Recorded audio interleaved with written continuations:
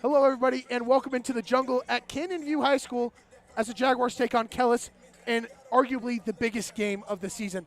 I'm Ryan Blank. He's Parker Dunn.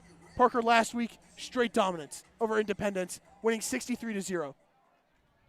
You saw the offense do it all. You had Trey Guerra and Matthew Flores each having 3 touchdowns, and then do not forget about Ashton Zacher throwing a career-high 4 touchdowns. It was quite the game. They did just about everything right. We're going to go to the national anthem real quick. We will be back here on the Varsity Sports Show Network.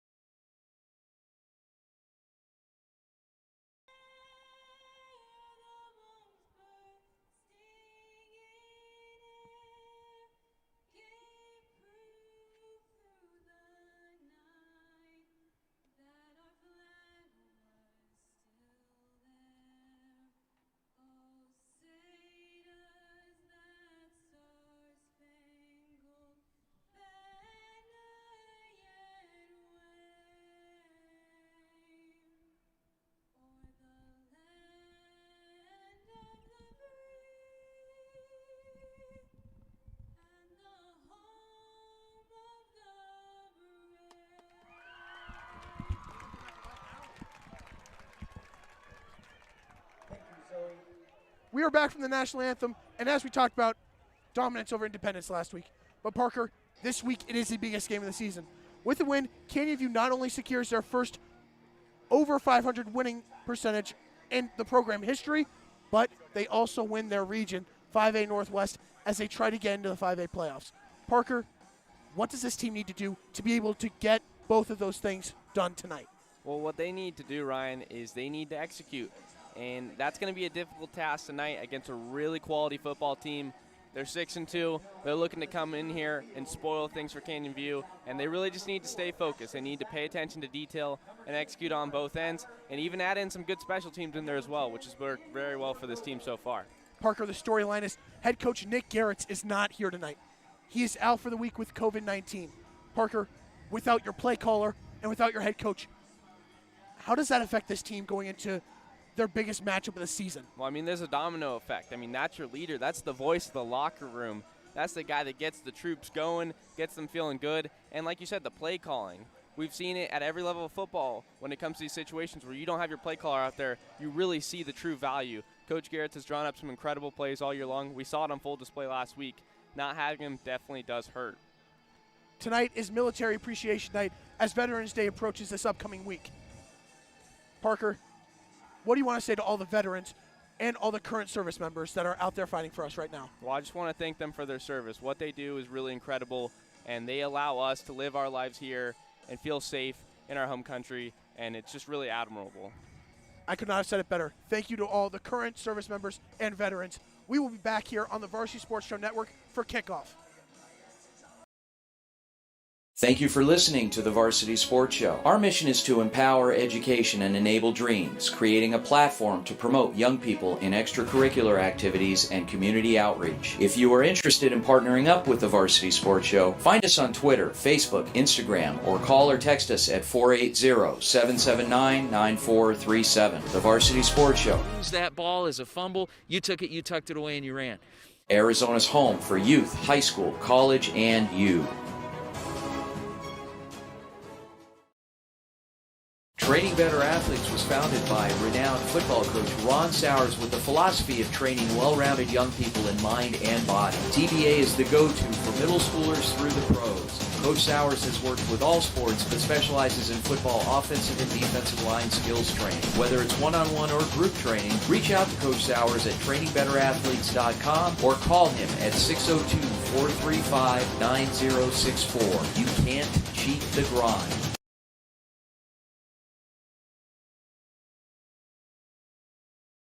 Welcome back to the jungle. And Parker, for the first time in what seems to be an eternity, Canyon View actually won the toss and deferred. So that means they're going to kick off, but also get the ball to start the second half. How crucial is that in this game? Well, I just have to start by saying I kind of chuckled a little bit because we really haven't seen it. I mean, look, consecutive weeks, week after week, they're starting with the ball. And look, we've seen great things from this offense. They start out really strong. Their opening drives lead to points.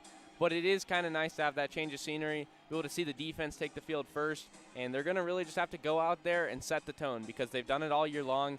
This is the biggest game of the year. You're in front of your home crowd. Got to go out there and ball out. This is one of the best defenses, not just in 5A, but in the entire state. Parker, this is their biggest test. They're going against an offense that puts up over 340 yards of offense per game. Their quarterback, Isaac Matthews, has 11 touchdowns on the ground. This is as big of a game as it gets and the toughest test on this defense this year. Richard Caston is on for the kickoff as we were moments away from Friday Night Lights here at Canyon View High School. And here we go. Caston getting ready to send it deep.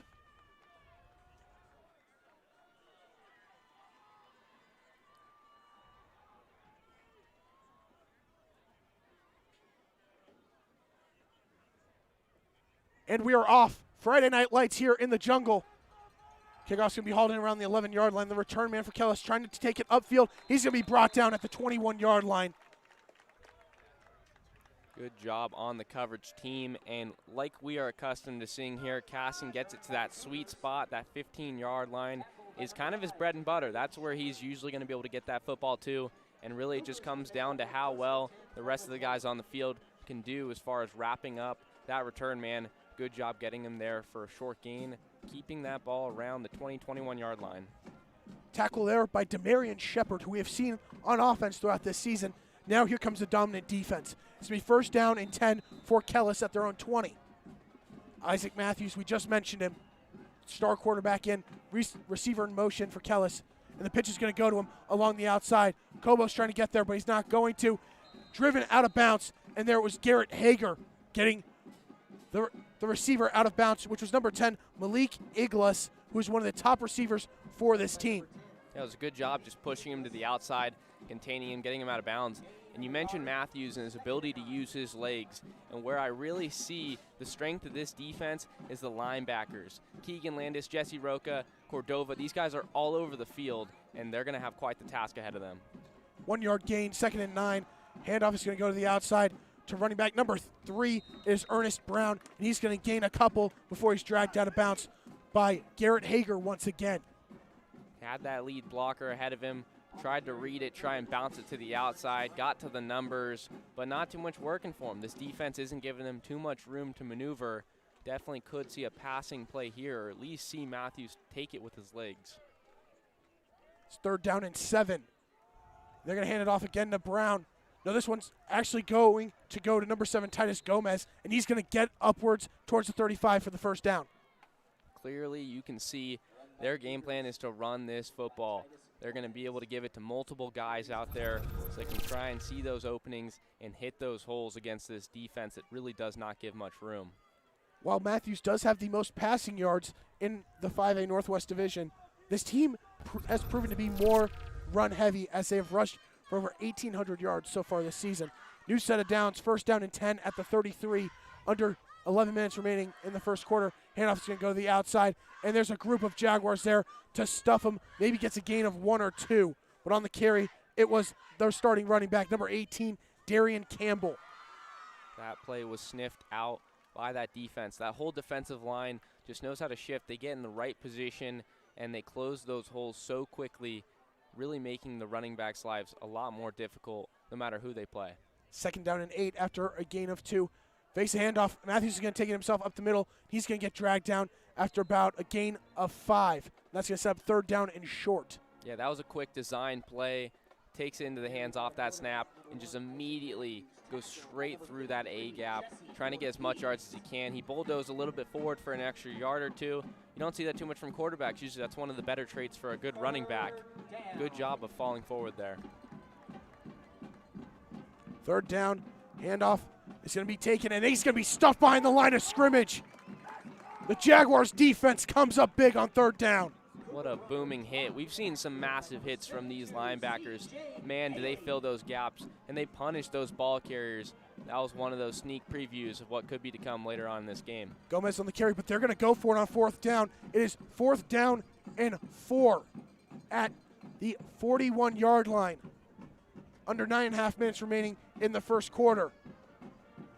Opening drive, and there's already 4th down play. Can they get the stop? Matthews is going to take it himself. He's going to try to get to the first down. He's getting nowhere close. That is a stop. Jeffrey Hosel in on the tackle, and Canyon Few gets it. And he was leveled on the play, too. Good discipline, because what you see is selflessness out there. You see that first guy take on that blocker, and that allows your next teammate right next to you to go up and make a play on the ball carrier and take him down for what was only about a gain of a half a yard, giving the offense the ball right back. And here's where the task is. They don't have Garrett's out there to call these plays. How can this offense do? How can Zacher look? How can the receivers do to get open and make his life a little bit easier? Another guy of which, also Matthew Flores. He's been the rock of this offense. He's going to have to play a huge role tonight. First down and 10. Damari Colbert in motion. It's going to go to Colbert along the outside. He's got room trying to cut. Gets back in. He's going to gain about 5 or 6 on first down, but a flag was thrown. Could be an illegal motion on the Jaguars. Based on that play design, it looks like that is most likely what it's going to be here. Waiting the call from the officials. Immediately we see with that first snap that they aren't looking to go to Flores there. They're trying to get Colbert more involved. And I think a lot of times when we see success from this offense, it is largely in part to what he's able to do. That one's actually going to be for a false start. That's one of those things we mentioned at the beginning of the game, and that's discipline. The team's going to have to remain disciplined out there if they want to be able to pick up first downs and move the chains, because they can't afford to push themselves back. This is a really good defense that they're up against. Probably one of the better ones so far this year. That's going to push him back 5 yards. It's going to make it first down and 15 at the 47-yard line of Kellis. Colbert back in motion. Zacher takes the snap. He's going to hand it off to Flores. He's going to try to cut to the outside, cuts back in. He's going to get up near the original line of scrimmage, gets about 4 or 5 on first down. Yeah, Flores is going to get those yards back off that false start penalty. And that's the same play design that we just saw, but instead of giving that ball to Colbert, Flores took that handoff for 4 yards. And that's going to be a guy that's going to have a huge role tonight. He's been so good all year long. Matthew Flores is so hard to bring down, and he's going to have another one of those big games. It's going to be second down and about 11. 2 receivers far side, 1 near side for the Jaguars. Zacher takes snap, rolling out, looking for a receiver. He's got one. That pass is hauled in by Colbert, and that's a first down inside the 30-yard line. And that is signaled to be a catch. Ball came out after when he was already on the ground, but both officials agreeing there that he had already secured possession, and that was after the play. So while the sideline is not going to like that one for the Cougars, that is going to go for a first. And just a huge find there. Zacher rolls out to his right. We see him hit him up along the sideline. Nice toe tap catch. And we have a whistle from the officials, and they're going to look at Bert.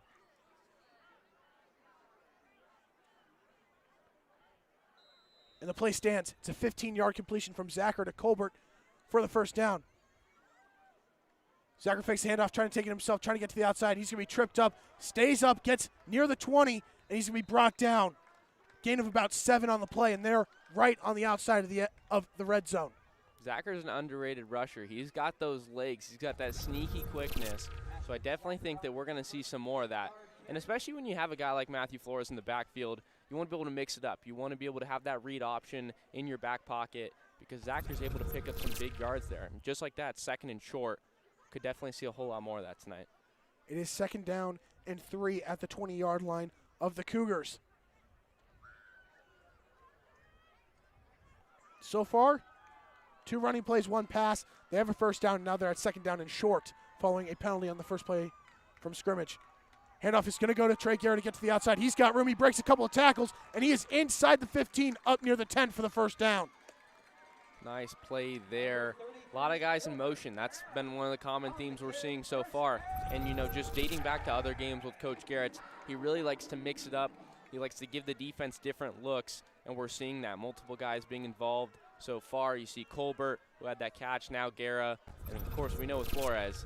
And I think that that's just the key for this team. There's so many playmakers. The key is getting them all the ball. First down and 10 at the 11 for the Jaguars. Colbert back in motion.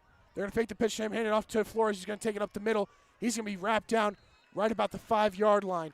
About a gain of 6 on first down. Yeah, he just trusts his blockers. He goes right up the middle on that play and drags a couple defenders with him in his route to about 7 yards on that play. And that's really the key. On first down, getting a solid amount of yardage consistently so that you can really open up the playbook for second and third down.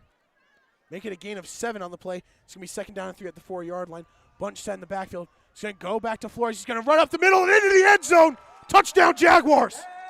Jaguars able to get 6 points up on that scoreboard after a stellar performance by the defense with that turnover on downs. The offense takes that ball right back out of their hands and takes it down and scores and puts up those 6 points. Just a really good job there. The offensive line, incredible blocking right there. He was relatively untouched. That defender on the outside was not going to be able to bring him down. There's very few guys in high school football that can bring down Matthew Flores on their own. No chance of stopping him there. His 12th rushing touchdown of the season. Casting on for the extra point. And what else do we expect? It is good. Jaguars lead 7-0 with 6:12 remaining in the first quarter. How about that, Ryan? I mean, like I said, and like you even hinted at too, the fact that this team typically starts out with the football and is able to have success on their opening drive. This time around, that's not the case. The defense had to go out there first, and man, did they make it count. They get off to a hot start, and then the offense just goes and does their thing, and that's exactly what they're going to have to do because that's the kind of execution. Because after that false start penalty, they did exactly what they need to do. Great first drive from the Jaguars. You had Jaguar complete his one pass on the drive. And then the running game took it over. It was Flores, it was Colbert, and it was Guerra. Casting on for the kickoff once again. Based on what we've seen so far from these two offenses, they both want to be able to run the ball and have success in doing so. And one of the things we said was Matthews on the other side is he can really use his legs. Well, here's the thing. So can Ashton Zacher. He proved it there. He's able to do it. And I think that that can really be that X factor, that little bit that this defense isn't ready for. Inside the 5-yard line, you know once Ethan Jewell comes out onto the field, Flores is getting that ball out of the backfield. Jaguars once again have an early lead. The defense gets a huge 4th down stop. The offense takes advantage of great field position inside Kellis territory and puts up 7. Caston getting ready to send it deep once again.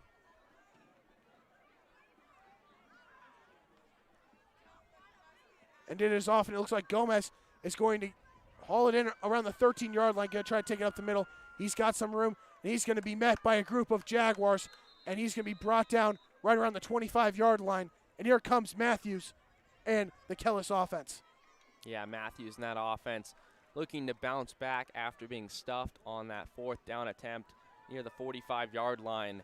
And they're going to look to try and mix up some things here because this is a really difficult defense to get anything going for you. And not only is this defense talented, but they're feeling really good right now, Ryan. They have to be. When you're able to shut out your opponents and you're able to win in dominant fashion, you have to be feeling good about yourselves.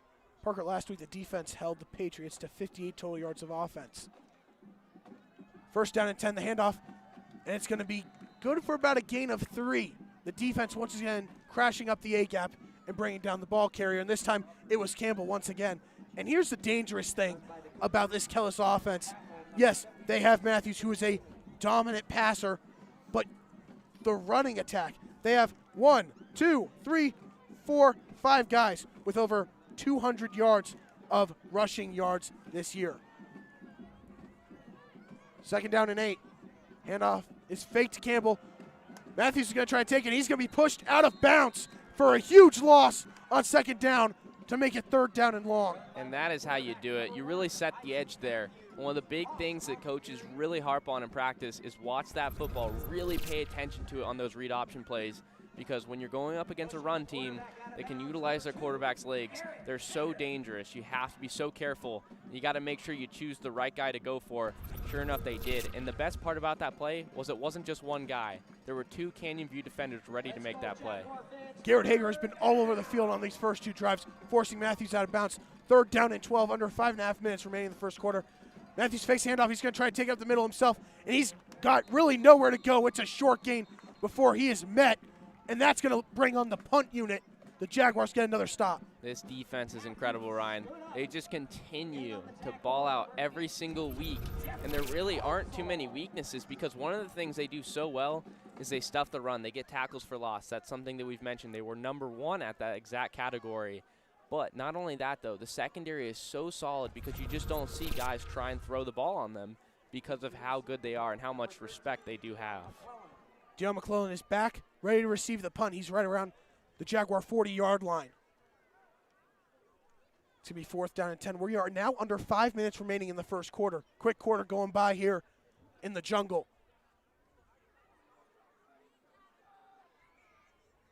Jaguars trying to get some pressure up, and that punt is sent high and deep. McClellan's going to get around the 32-yard line. He's going to try to return up the sideline. He's got some room, and he's going to be knocked down out of bounds past the 40-yard line. Good job there, being able to just catch that. That one was a little bit of an over-the-shoulder. Sometimes as a return man, you get a little bit worried. That ball's taking an interesting flight path, and you just want to make sure you come down with it safely. But he's able to do that and also pick up some extra yardage, giving great field position for an offense that seems to be rolling right now. Little Willie Mays Hayes action there on the return. It's going to be 1st down and 10 for the Jaguars at their own 46-yard line. You can't complain about the field position they've gotten to start both their possessions so far. Bunch set in the backfield. Flores is going to take it, but a flag is thrown, and it's going to be a false start on the Jaguars for the 2nd straight drive. Yeah, Jaguars trying to get in a little bit of a hurry up there, seemingly trying to catch that defense off guard, but not the right approach, as that is going to lead to 5 yards going the other way with another false start penalty. Move it back 5 yards once again. They were in the same position last drive, opening play, a false start penalty, and they were able to make do and get the 1st down and get down the field and score. Still that bunch set in the backfield. Zacher takes a snap. He's going to hand off to Flores. He's going to try to cut to the outside. He's got room. Still there. Past midfield. 1st down and more. And he's going to be brought down near the Kellis 35-yard line. Some excellent blocks up front there. And that exactly is what we're looking to see from this offense. Just stack the guys up on that offensive line and just go at it. You have guys that can carry the football, so you just have to put their trust in them. Flores is a guy that does not turn over the ball. He's got great ball security, so why not just feed him there? 23-yard run from Flores sets up 1st down and 10. Fakes the handoff. Zacher on the run. He's got a receiver. It's Ethan Jewell off the hands. Incomplete. That pass is completed. He's wide open, home for the end zone. That is a classic example of the run game setting up a pass and really opening up the air attack, because you had him wide open. Nearest defender was 15, 20 yards away. Nothing but green grass ahead of him. But sometimes it almost gets you in your head a little bit when you're that open, not able to come down with it. Looking like he was ready for the end zone. Handoff is going to go up the middle to Flores. He's going to gain about 3 or 4 on 2nd down. And we got 3rd down for the Jaguars. Yeah, nice run up the middle. And that's just what it comes down to, establishing the run. We hear that phrase all the time, sometimes too much, but it really is true here, especially for this offense, especially when you don't have your play caller out there. You got to be able to trust your bread and butter. It's 3rd down and 7. Whistle blown. Official timeout. Official timeout on the play. That's going to take us to a break here on the Varsity Sports Show Network. When we come back, it'll be 3rd down and 7 for the Jaguars. 3:42 remaining in the first quarter.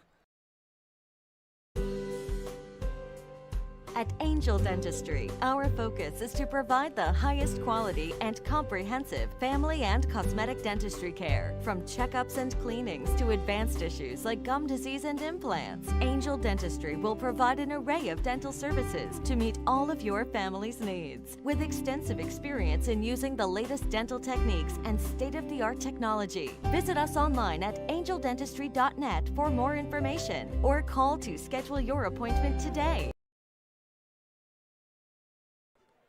We are back here on the Varsity Sports Show Network. Parker's 3rd down and 7. Ethan Jewell was home free for a touchdown, but he dropped the pass. Last week, he had 1 reception for 36 yards. This time, not so lucky. Yeah. Has a drop, and now is 3rd down and 7 at the Kellis 33-yard line. Bunch set in the backfield. Jaguar under center. He's going to pitch to Flores along the outside. He's got room. Trying to cut back in the middle. Makes a couple defenders trip, but he's going to be brought down after a short gain, and that's going to bring up 4th down around the 30-yard line. Parker, do you go for it? Oh, absolutely.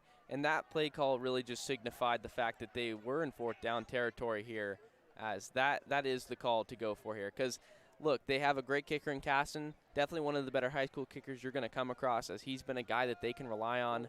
But this is college and NFL range here. So at the end of the day, you're so much better off just trying to go for it and pick up the first than you are to punt it away. Yeah, he would have had to make a 48-yard field goal. But now it is 4th down and 5 at the 31-yard line. 2 receivers on each side. Empty backfield for Zacher. And timeout is going to be called by the Jaguars. Their first of the half. That's going to take us to another break here on the Varsity Sports Show Network with 2:57 remaining in the first quarter.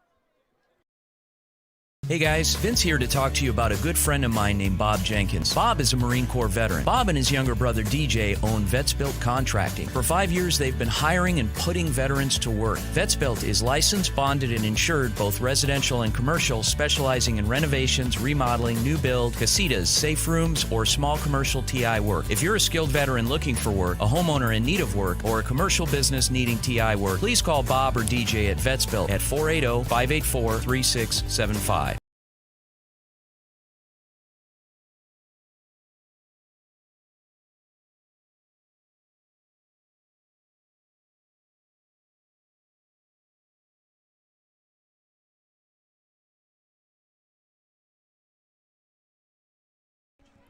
We are back here on the Varsity Sports Show Network. Empty backfield on 4th down and 5 at the Kellis 31-yard line. Whistle's blown. Zacher getting ready for the snap. He takes it. Rolling out. He's going to pitch it to Demarion Shepard. There's room upfield. Cuts outside. He's got the 1st down and more. And he's inside the 20. And he's getting up near the 15-yard line. And 1st down Jaguars. I have to say, Ryan, I really love that play call. You have that empty backfield with Zacher waiting for it. Takes the snap. Kind of sits around, jumps over to his left as if he's going to roll out and try and make a throw. And just like that, he finds Shepard. He tosses it to him, and he's able to do the rest of the work because Shepard's one of those more elusive players, makes the first guy miss, and is able to pick up that first. That's a 14-yard run. They're now inside the red zone for 1st down and 10. Flores back out there. Zacher takes a snap, rolling out to his left, looking downfield, setting up to throw, looking for the end zone. He's got a receiver. That pass is caught.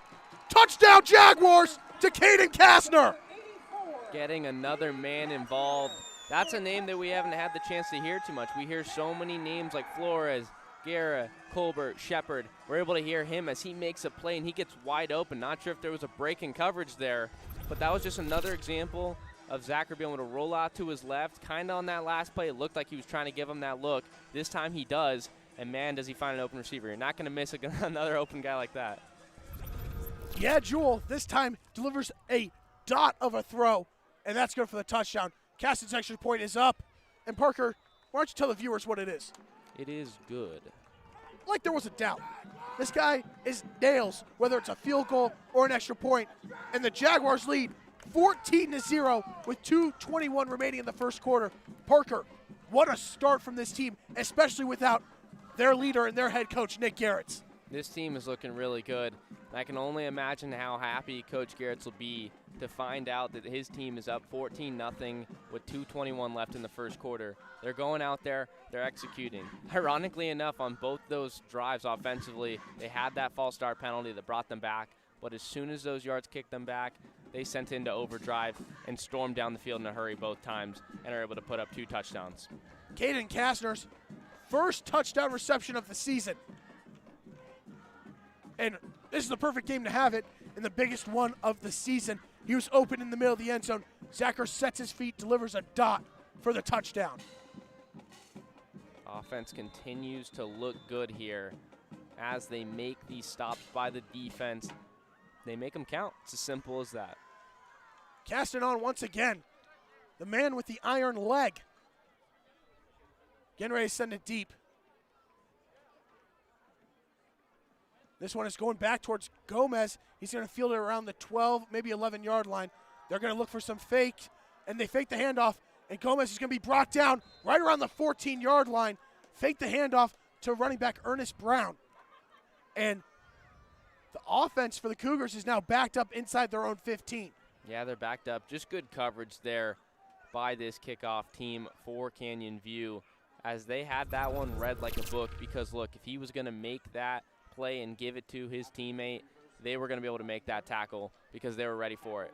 Just good lane discipline. That's one of the biggest things we hear on kickoffs. Everybody was in the perfect position to make a stop regardless of who kept that ball. First down and 10 at the 15-yard line. Wildcat action here with Gomez. He's going to roll out. He's looking to throw it, and he throws it a little bit outside of the hands of his intended target, number 2, John Ojeda, and that pass is incomplete, setting up second down. Second down, and that's one of those chances where you have a guy that gets wide open on that short little route. Got to hit him up there, but not able to secure it. Canyon View defense catches a break here. Second and long for this offense. It's looking to find themselves here. They seem to be struggling with how good this defense is. Gomez does it all. He runs it, he catches it, and he throws it. He has a touchdown pass this year. Matthews back in. He's going to pitch it back to Gomez. He's looking to throw downfield. He's got nobody. He's looking to run it. Dion McClellan is there and wraps him down for a huge loss. Tried to make the most out of that play, but McClellan said, no, sir, not today.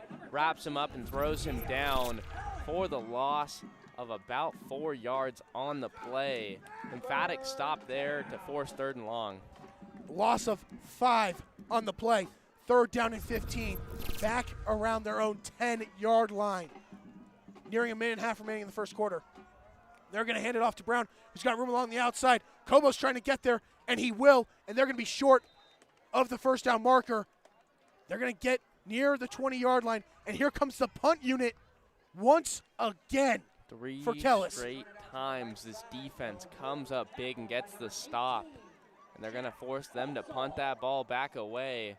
And again, there's going to be good field position for this offense. And this is complimentary football for you. This is the exact definition of that term, because they're going to give their offense another chance to go up and put some more points up on the board.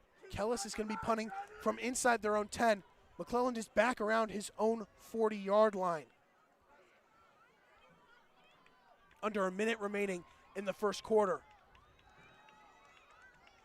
Good snap. It's fumbled. And he's going to try to throw it. And it's incomplete. But there's going to be a flag thrown. Canyon View is going to get terrific field position. That's going to be intentional grounding on Kellis. Bobbled the snap. It was the punter, number 8, Corey Wood. Yeah, just a low snap. Not too much you can do there on those plays if you're the punter in this situation. But it does look like that penalty could be for intentional grounding. That is going to give Canyon View that ball back. Waiting the call from the officials. You don't really see things like that. He just threw that ball up instead of taking the hit. And it is intentional grounding on the punt. It's not every day you see intentional grounding on a punter, as there's not too many situations where they're going to be the one that's trying to make that throw. In this case, this wasn't a trick play.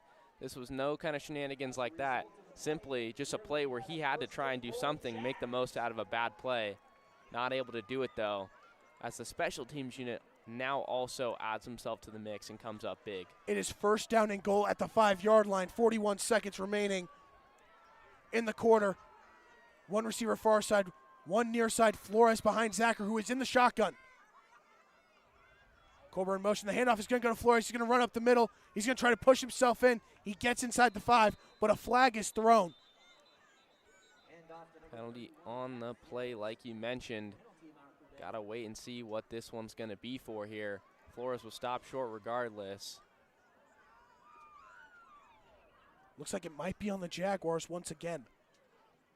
And it is holding on the Jaguars. That's going to bring them back. I mean, hey, look. This is where they're starting their drive, so it's only right that there's a penalty to start, right? I mean, look, you look at the last 2 drives, and it's resulted in points. So maybe that's some weird formula they've got going here, as it is a setback. It's going to push them back. But what this offense has shown so far is resilience. Still have great field position. You have a lot more field to work with here. In some ways, it opens up your playbook.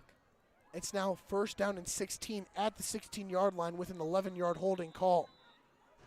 2 receivers near side, 1 far side in single coverage.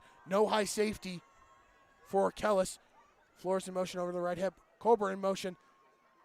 Zacher fakes the handoff to Colbert, and he's going to run up the middle. He's going to force his way through, and he is into the end zone.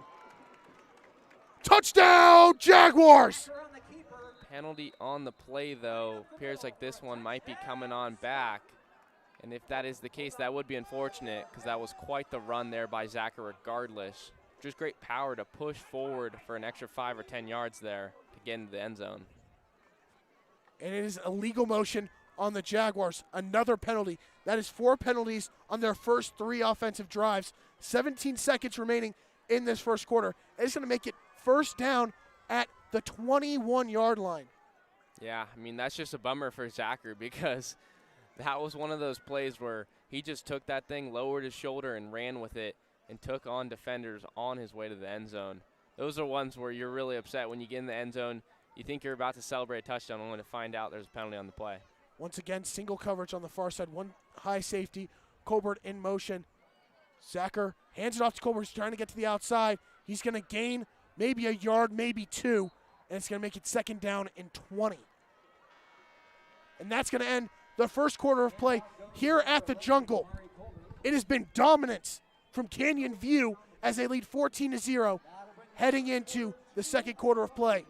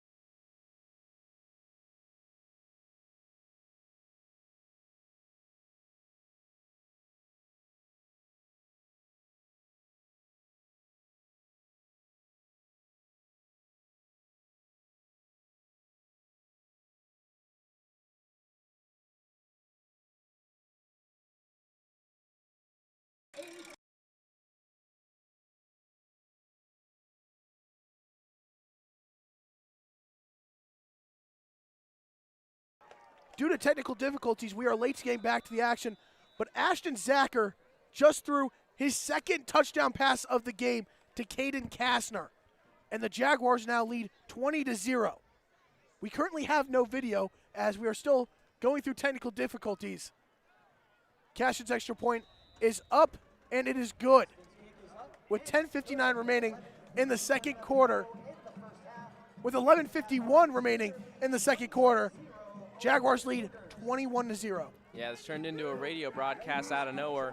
You have to be a little bit more descriptive to help you viewers out at home to be able to listen to the action and understand what's going on. Just Zacher able to stay poised in the pocket and find the open man in the back of the end zone.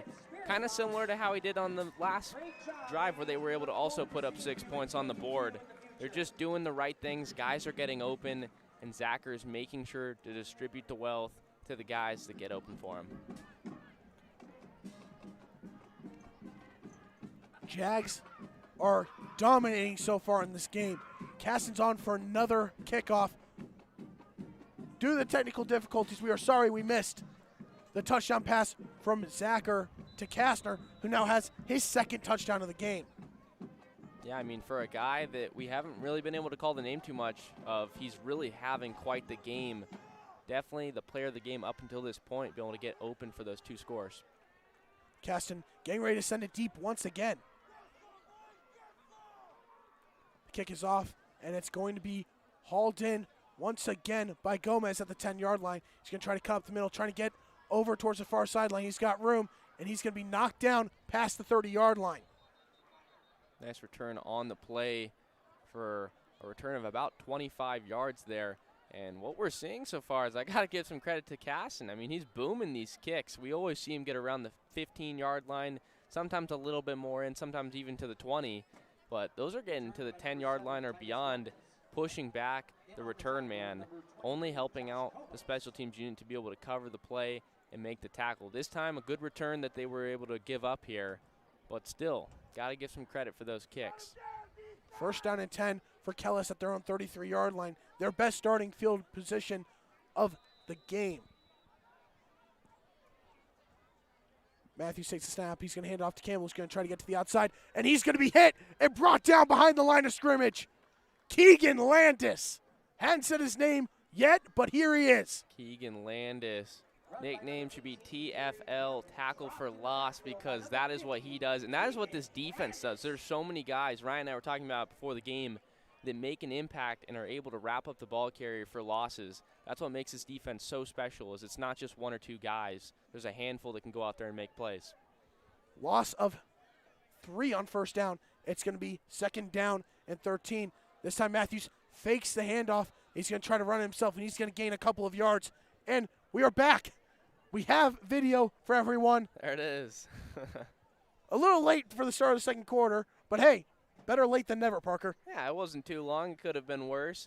I've had some broadcasts back in the day in high school that have had very similar technical difficulties that lasted for entire halves of games. So we'll take it. We're back, baby, and we're able to call this game the way that it deserves to be called so that you viewers can watch out and see how well this Canyon View defense is playing right now. It's going to be another third down and long. That run from Matthews was good for a gain of 1. Third down and 12. Can the Jaguars get off the field? Once again, receiver in motion. That's Ojeda. Handoff's going to go to Campbell, and he's got nowhere to go. He's knocked out of bounds behind the line of scrimmage. And there are flags thrown everywhere after the play. Looks like it was Landis and Jewell in on the play. Yeah, it looks like the 2 of them combined in for that tackle for what was a loss of even more yardage there. But 2 penalty flags flying in the air right after that play, right around near the sideline. Gonna have to wait and see what this could be. Looks like it's gonna be on Canyon View as they're getting ready to move that ball forward. Unnecessary roughness on the Jaguars. That's a free first down for Kellis, and now they are up near midfield. Definitely not what you want to do there. That's where that discipline comes in. You got to be able to restrain yourself in these situations because you can't afford to give first downs. This is a really quality football team in Kellis that they're playing. The last thing you want to do is give them any chance. Automatic first down on third down. New set of downs. Handoff is going to go back to Campbell, trying to get to the outside. He's going to get a very short gain before he's knocked out of bounds. Maybe a gain of a yard, half yard on first down. Yeah, small gain on the play. This defense just continues to get to the right spot and meet the ball carrier at the point of attack, only giving up 1 yard. And that's been the common theme. It seems like it's either a loss of yards or maybe it's given up a yard or two, but that's it. No big plays so far have been allowed by this defense. Gain of 1, it's 2nd down and 9. Handoff is going to go back to Campbell, trying to get to the outside, the opposite side of the field, and he's going to be brought down behind the line of scrimmage. Dion McClellan and Walker Foster in on the play. McClellan meeting him there for what looks to be about a no-gain play there, as he just does a good job of getting low. That's something that you'll hear all the time at practice. Get low, meet the man at the point of attack, and just wrap him up. And that's what they did. They combined there for the tackle to make sure he couldn't break that one out. Pass numbers for a big play. Another 3rd down and long for Kellis. 2 safeties are dropped back in coverage for the Jaguars. Another handoff up the middle. Campbell, he's going to try to push, but he's not going to get close. He's going to get near the Canyon View 48-yard line, and that'll make it 4th down. So far, the biggest yard gain on this drive so far after that penalty that gifted the 1st down, making it 4th and about 4 yards. And I think that this is such a big statement from this defense because we see how well they're playing. They gave them the first with that penalty for unnecessary roughness, but then they still go right back on that next set of downs and get the stop. And I think it's really telling that Kellis is not too happy with their offense, being that they're already looking to punt it away. It shows that they don't trust their guys to pick up a first on this defense. Wood getting ready to punt back around his own 40. McClellan back to receive the punt around his own 10. High snap for Wood. He's going to take it and nearly blocked by Foster. And it's going to drop near the 20. It's going to take a friendly bounce for Kellis as it's going to roll inside the 15-yard line, and it'll be down to around the 13, and that's where Zacher and the offense will take over following another touchdown drive. 3 drives, 3 touchdowns for the Jaguars offense. Can they make it 4? 3 for 3 so far, but just looking back to that last play, I mean, you see the high snap there. That's a clear sign that snapper's there a little bit nervous after that low snap that led to that tackle for loss. And actually, not even a tackle for loss. It led to that throwaway with the intentional grounding that set up Canyon View very nicely offensively. They definitely did not want to be able to make that mistake twice as that led to that snap. Kind of overcompensated for his error. Oh, yeah. 1st down and 10 at the 13-yard line, 8:54 remaining in the half. Handoff is going to go to the outside. It's Demarion Shepard. He's got room, and he's going to be hit right around the 20, and that's going to be about a gain of 7 on 1st down from Shepard, his 2nd run on the night. Another big play on 1st down to get that solid yardage to set up 2nd down to make it more manageable, and we are seeing Shepard get more involved in the offense. Early on, after the first couple games of the season, Shepard had a huge role, had 2 touchdowns. Since then, not so much, but they're starting to incorporate him in the offense a little bit more with these run plays, and I think that's a great guy to utilize. 2 receivers near side, 1 far side, single coverage, no high safety for Kellis. Shepard in motion. Handoff is going to go to Flores at the middle. He's got room, and he's going to get the 1st down, and he's going to be brought down, but he fumbles it. Flores is going to fumble it for the first time this year, and Kellis recovers it. That's a huge turnover by the Jaguars after about a gain of 15 from Flores.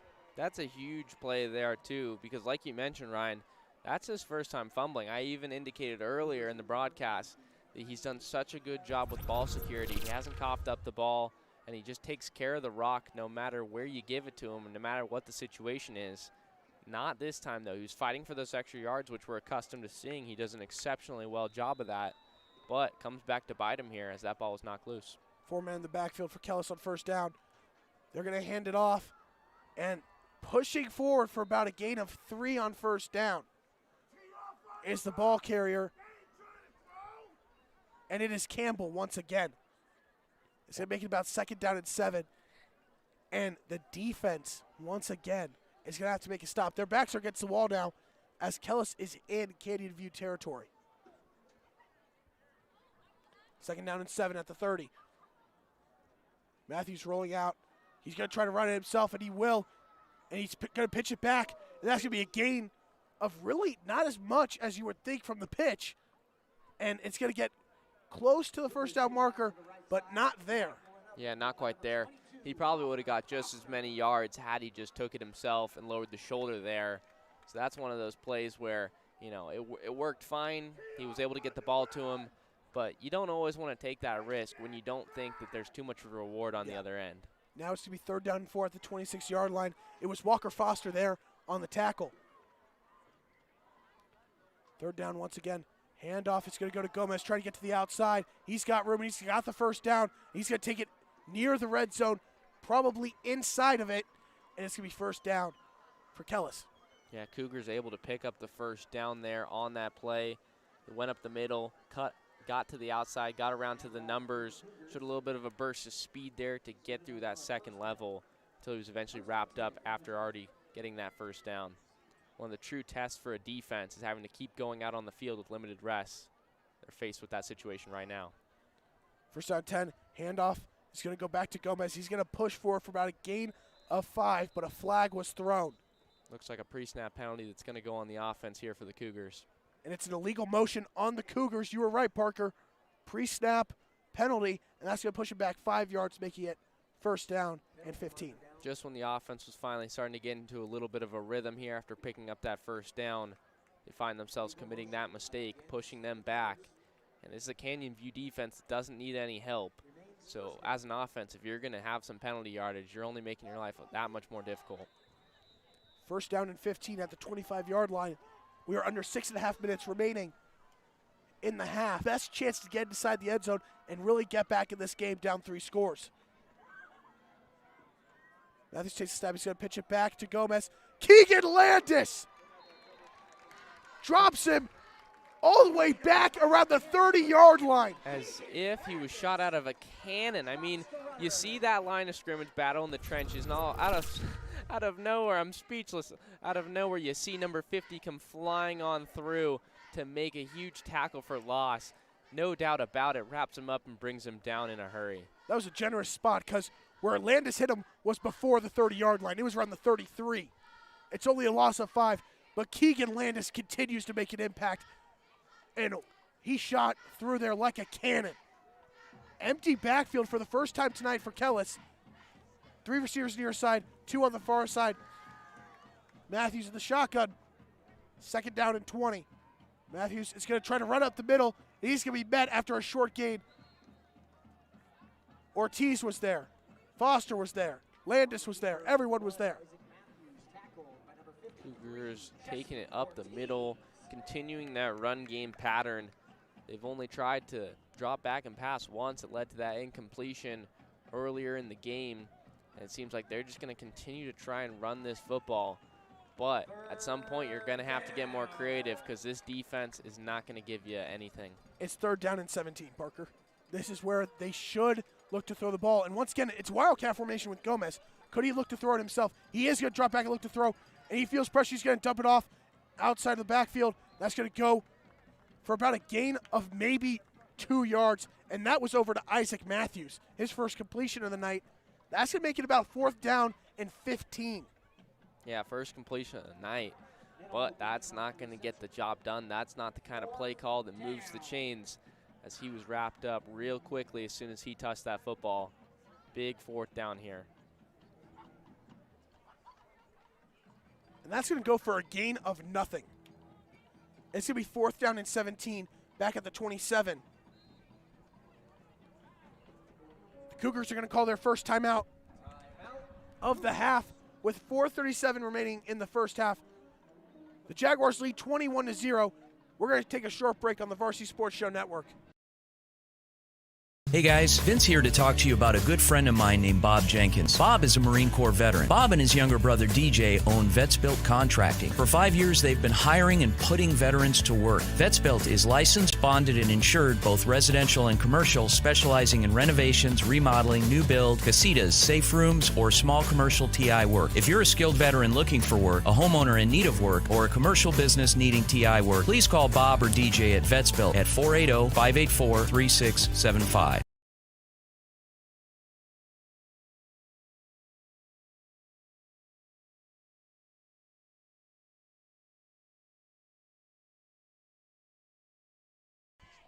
We are back here on the Varsity Sports Show Network.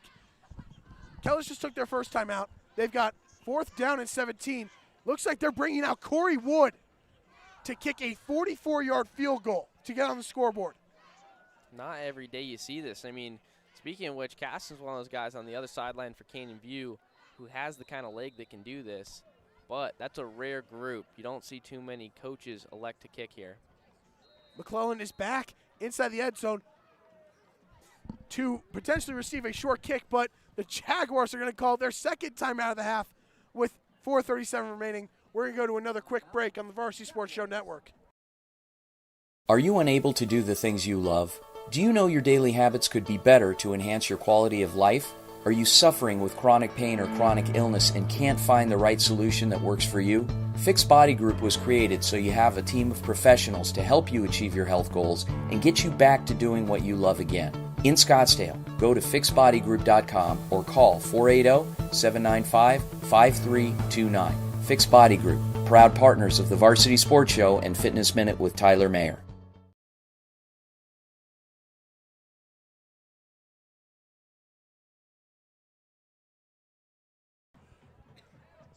We are back here on the Varsity Sports Show Network. Wood is still out there getting ready to kick a 44-yard field goal as Kellis looks to get on the board for the first time tonight. McClellan is back inside the end zone. We could see some Auburn, Alabama return type stuff here. We could see that. We could even see a block returned. I mean, this defense, the special teams unit, the offense, they've all done it all so far this season. Can they make something special happen here as well? Clean, high snap, Wood, short, and it's do. blocked. They get And there's the a ball. scramble for the ball. Just like that. I don't want to say we called something special happening, Ryan, but I feel like we kind of did there as they were able to check off another box this season as they've made so many plays. We see the defense with the ability to score. We see the special teams unit blocking punts, and here they are now blocking field goal attempts. They can do it all. The offense will come back out to the field, taking over on their own 34-yard line. And the defense, once again, with their backs against the wall, makes a play. They force turnover on downs, punt, punt, punt, and then block a field goal. A high snap, late to get down. Another great play by the defense. Zacher takes a snap. He's going to hand it off to Flores, who's looking to get back into a rhythm after the fumble. He's going to get a short gain. But a flag is thrown, and Flores is down. Not the sight you want to see for Jaguars fans. See him down on the ground, able to kind of pop back up, though. It's a good sign to see. He looks like he can walk off. And the trainer's coming onto the field. Looks like he just needed a moment to gather his breath, and he's up. As it stands, about a gain of 3 or 4 on first down, but a flag was also thrown on the play. Flores walking off on his own power, and we could see him return to the game very, very quickly, but Shepard has come in to take his role for now. Yeah, I mean, that would definitely be a big loss. There's no sugarcoating that. The value of Matthew Flores is extremely significant for this football team, but we've mentioned countless times there's multiple guys they can turn to and get creative with in the run game should they need to. And it's going to be a holding on the Jaguars on first down, so erase the gain, move them back. Another holding call.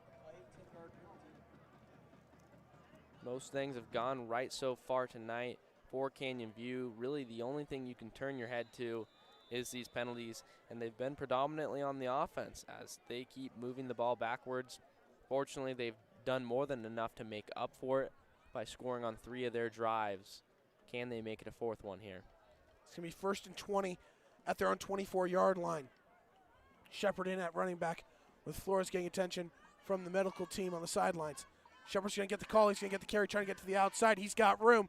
He's going to use that speed. He's got room, and he's going to be brought down out of bounds near the first down marker, but a flag is thrown. It could be a horse collar tackle. It could be. We saw that a defender did try and grab him around there. That was thrown by the opposite official on the other side of the field, so it could be for something else there. But there was immediately signals from the Canyon View offensive players. There should be a penalty on the play on the defense. As it stands, it's about a 19-yard run from Shepard on first down. Officials discussing the call.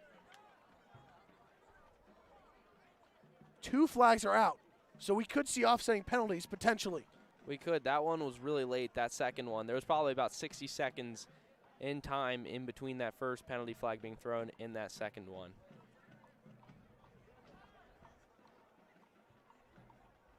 Still discussing this one near the sideline, trying to come to a conclusion here. Looks like we're going to get the call from the head official here.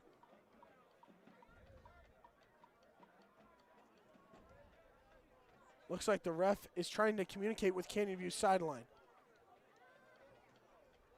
And unsportsmanlike conduct on the Jaguars is the first call. Must have seen something over the middle of the field. But we are waiting the second call from the second flag. Appears to be a bit of confusion here by this official crew as they're going to continue to talk things over, it seems here. It looks like they're not going to call a horse collar tackle or anything. It's just going to be a penalty on the Jaguars for unnecessary roughness. Yeah, that's going to bring them back again. And that was a great play design there. Got outside to the numbers. We saw the speed and quickness to get there and try and almost pick up the first down, just barely being short in doing so. But it's not going to matter, so that ball is going to be brought back. It's going to stay first down, but it's likely to make it around first down and 16. No, it is going to be first down and 10. They're going to say it was a first down run by Shepard. They're just going to move it back. Colbert in motion. Zacher fakes the pitch, and he's going to toss it off to Flores, who's back in. He catches it, trying to come upfield, makes the defender miss. He's going to body his way through for about a gain of 5 or 6 on first down. Great to see Flores back in there. Have that play. You have a little bit of a halfback screen pass there. He has blockers in front of him, but they didn't really get in position there. He had to do all the hard work, do the heavy lifting, as they say. Made the first man miss with that agility. Nice little juke move there to get on by. And then from that point on, simply just trying to run guys over to pick up extra yards. It is going to be second down and 5 after the 5-yard completion from Zacher to Flores. Zacher looking downfield, fakes the handoff. He's got a receiver off the hands of Anthony Munoz Ramirez, and that's going to set up third down and 5 off the drop. Another drop for what could have been for a big gain here. Nowhere near as significant as that first drop on the first drive by this offense, but still a big drop nonetheless, as that went right on through the hands of Munoz and right off the face mask. Very fortunate that that ball did not pop up in a different direction, or at least go a little bit higher to give the defense more time to try and adjust that ball and make a play on it. That reminded me of Monday Night Football, where the ball went off of Jerick McKinnon's face mask and picked off. Third down and 5, and looks like we're going to have offsides as a Kellis player jumped off, and that's going to give an automatic first down.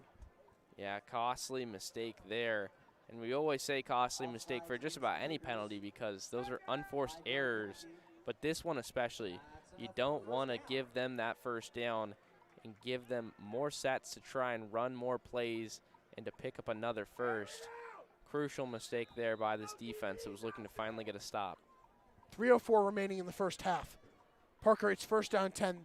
Jaguars trying to add on to their lead, and they still get the ball to start the second half. Zacher takes the snap, hands it off to Flores. He's got room, cuts to the outside, and he's still on his feet. He's got the first down and more inside Kellis territory. He's going to be brought down inside the 45-yard line. Matthew Flores with another big gain. Flores just taking it up the gut, cutting to the outside, and getting on by for another chunk yard play. Something that this team has done a very good job of so far tonight. 18-yard run from Flores on first down. And now is a new set of downs inside Kellis territory. Got one receiver near side, 2 far side, and it's Kastner in single coverage. And another Kellis player's jumped off. Looks like it was the nose tackle on the play. Number 75, Jordan Harris. And that's going to be a 5-yard penalty on the offsides, making first down and 5 inside the 40. Another penalty that is just harming this defense, and they're really just doing it to themselves here because, look, this offense looks good. They're rolling. They're able to get it done. They put up 21 points up on the board with just over 2:17 left on the clock. The last thing that the Cougars want to do here is give them 5 more yards. The Jags might have to pick up the pace because they still only have 1 timeout, as they've used 2. 1st and 5. Jaguar looking over to the sideline. Clock is now under 2 minutes. Jaguar calls for the snap. He's going to hand it off to Flores. He's going to run it up the middle.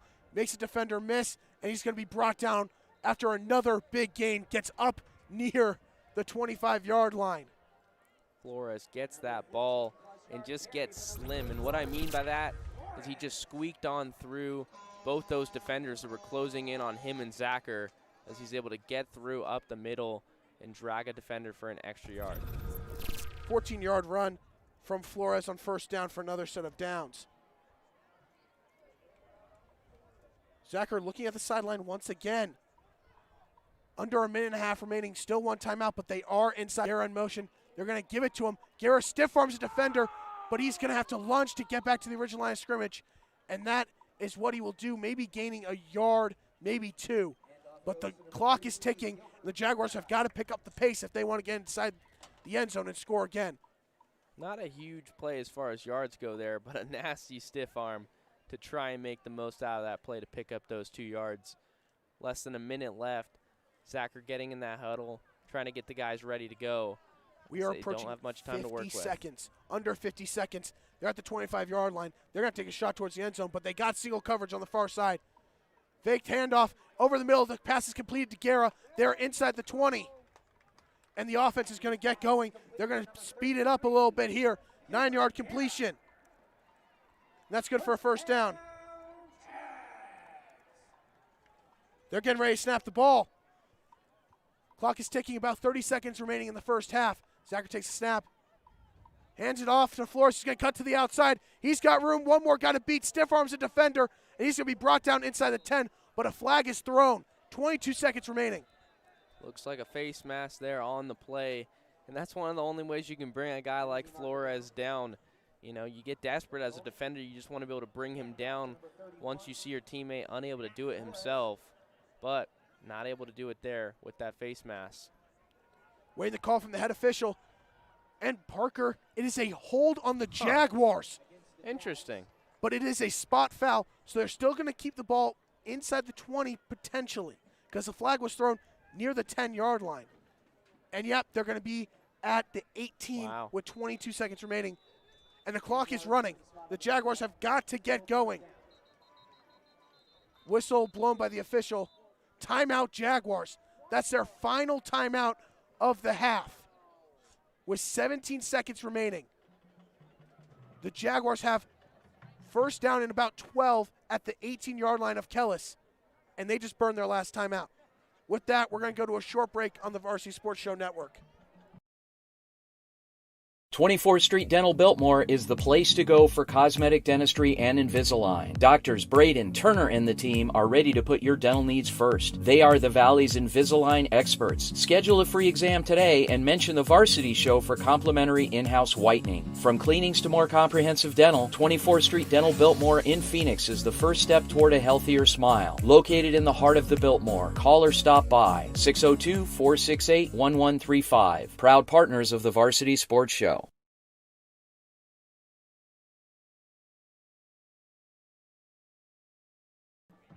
We are back on the Varsity Sports Show Network. The Jaguars just burned their last time out of the half. 17.1 seconds remaining, but it's 1st down and 12 at the 18. They cannot afford to run the ball now, Parker. They've got to take shots towards the end zone. Luckily, there's a lot of single coverage with no high safeties. Gonna have to take a shot here. Zacher takes a snap, rolling out to his right. Looking downfield. He's got a receiver. It's Colbert. And that pass is incomplete, but that's an obvious pass interference call. Colbert just doing a good job getting open. Zacher trying to hit him in the back right end zone and just not able to do that because that defender bulldozed right on through him, not even giving him a chance to make a play on that ball. Very obvious call there. That's as easy as it gets. The defender did not try to make a play on the ball. He was early on the tackle as well. And now the Jaguars got to go quick because that clock could start at any second. It is now 1st and goal at the 9. Jaguars offense, the opportunity here to tack on 6 more points. Ref has blown his whistle. The clock will not start. It'll start on the snap. Single coverage far on the near side with Kastner and Ernest Brown. 11.4 seconds. Goal to go situation here. Jaguar fakes the handoff looking for the end zone. He's got a receiver. It's caught. Touchdown, Jaguars. Trey Guerra. Trey Guerra finds himself wide open in the end zone. Multiple defenders around him, but not within reach. Just a nice job by Jaguar, just tossing that one in there to him. Not trying to put too much zip on the ball. A lot of times we see guys kind of panic. They see an open guy and they want to hit him as fast as they can, but stays patient in the pocket and delivers a nice accurate ball right into Guerra's hands. Casting on for his 4th extra point attempt of the night. Nearly blocked. You saw pressure come around on the outside from number 15 of Kellis, Bo Lorea, but that extra point is good, and the Jags lead 28-0 with 6 seconds remaining in the first half. Last week, Ashton Jaguar set a new career high with 4 touchdown passes. First half, he already has 3. 2 to Kastner, 1 to Guerra, who continues to lead the team in touchdown receptions with his 4th. Definitely looking like a record that is breakable. As you mentioned, he has 3.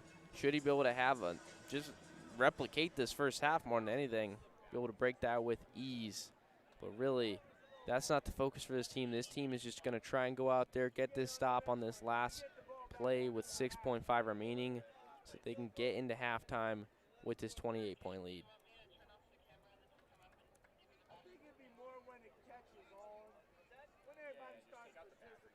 Kickoff from Caston coming up with 6 seconds remaining.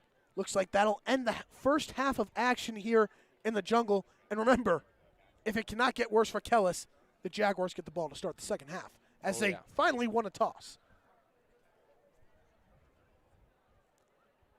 Matthew Flores has not had as big of a game as we expected. He scored on the opening drive, but since then they've used him sparingly, and the offense has still been rolling.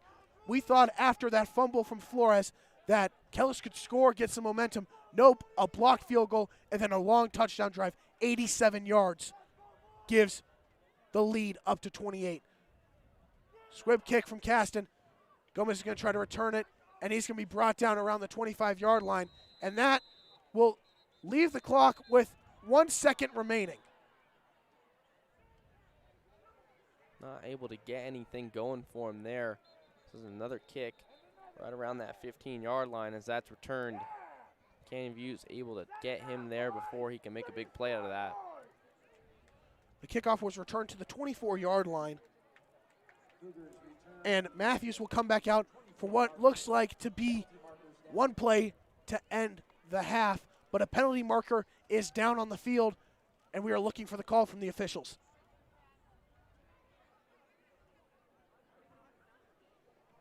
Officials conversing, looking to find the call.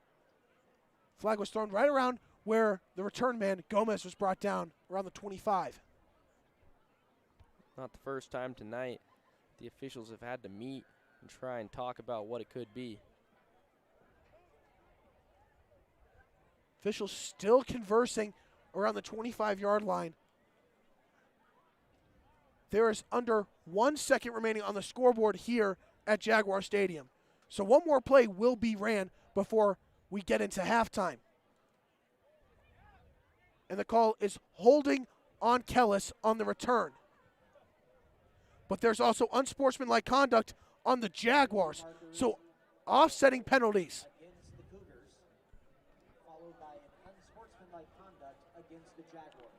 And that is the second time tonight we have seen unsportsmanlike conduct penalty on the Jaguars. Another one of those discipline penalties where it's just simply something that you can easily avoid. You just have to play clean football and just focus on the task at hand and not get caught up in all the extracurricular stuff. It's been something that has happened tonight but really should never happen.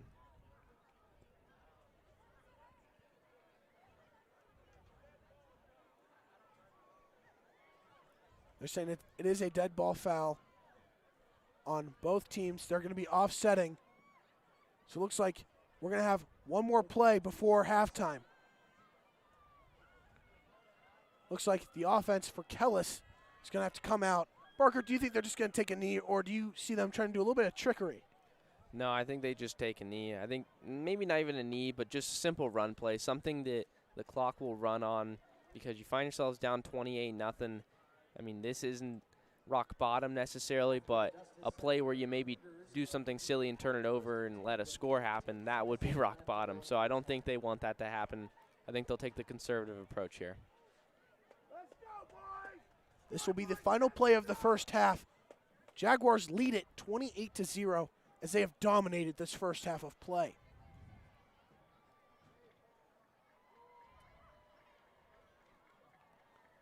Big point of emphasis is you can't win this game with this play. So no reason to go all out and script something crazy here, because you're not going to be able to get a big play like that against this defense anyway. So you might as well just accept the fact you're down 28-0 and go into half with that deficit. And they're going to run it with Matthews, who's got some room. He's got the first down and more up near the 40-yard line. That's where he will be brought down to end the first half of play. Canyon View has dominated this game. They're up 28-0 at halftime, and they are 24 minutes away from setting program history. With that, we're going to go to a break on the Varsity Sports Show Network. When we come back, we'll have first half analysis and the second half of play.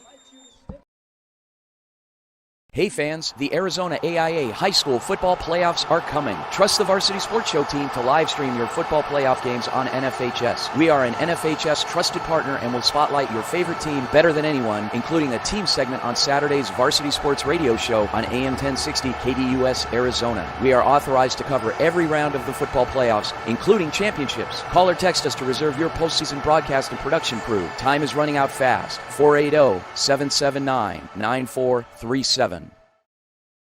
Coming this winter to the Varsity Sports Show, AIA High School Basketball, Soccer, and Wrestling. Attention student-athletes, parents, coaches, and administrators. We are contracted affiliates with NFHS. Tired of Pixelot? Our NFHS authorized platform can spotlight your favorite team with multi-camera and full broadcast crews. We still offer our YouTube channels as well. Single game, multi-game, and season coverage available to meet every budget, including a segment on the Varsity Sports Radio Show on AM 1060 KDUS Arizona, dedicated to your team. We can even help promote your booster businesses. Act fast. The season is right around the corner. Thank you for listening to the Varsity Sports Show. Our mission is to empower education and enable dreams, creating a platform to promote young people in extracurricular activities and community outreach. If you are interested in partnering up with the Varsity Sports Show, find us on Twitter, Facebook, Instagram, or call or text us at 480-7... Arizona's home for youth, high school, college, and you. Training Better Athletes was founded by renowned football coach Ron Sowers with the philosophy of training well-rounded young people in mind and body. TBA is the go-to for middle schoolers through the pros. Coach Sowers has worked with all sports but specializes in football offensive and defensive line skills training. Whether it's one-on-one or group training, reach out to Coach Sowers at trainingbetterAthletes.com or call him at 602-435-9064. You can't cheat the grind.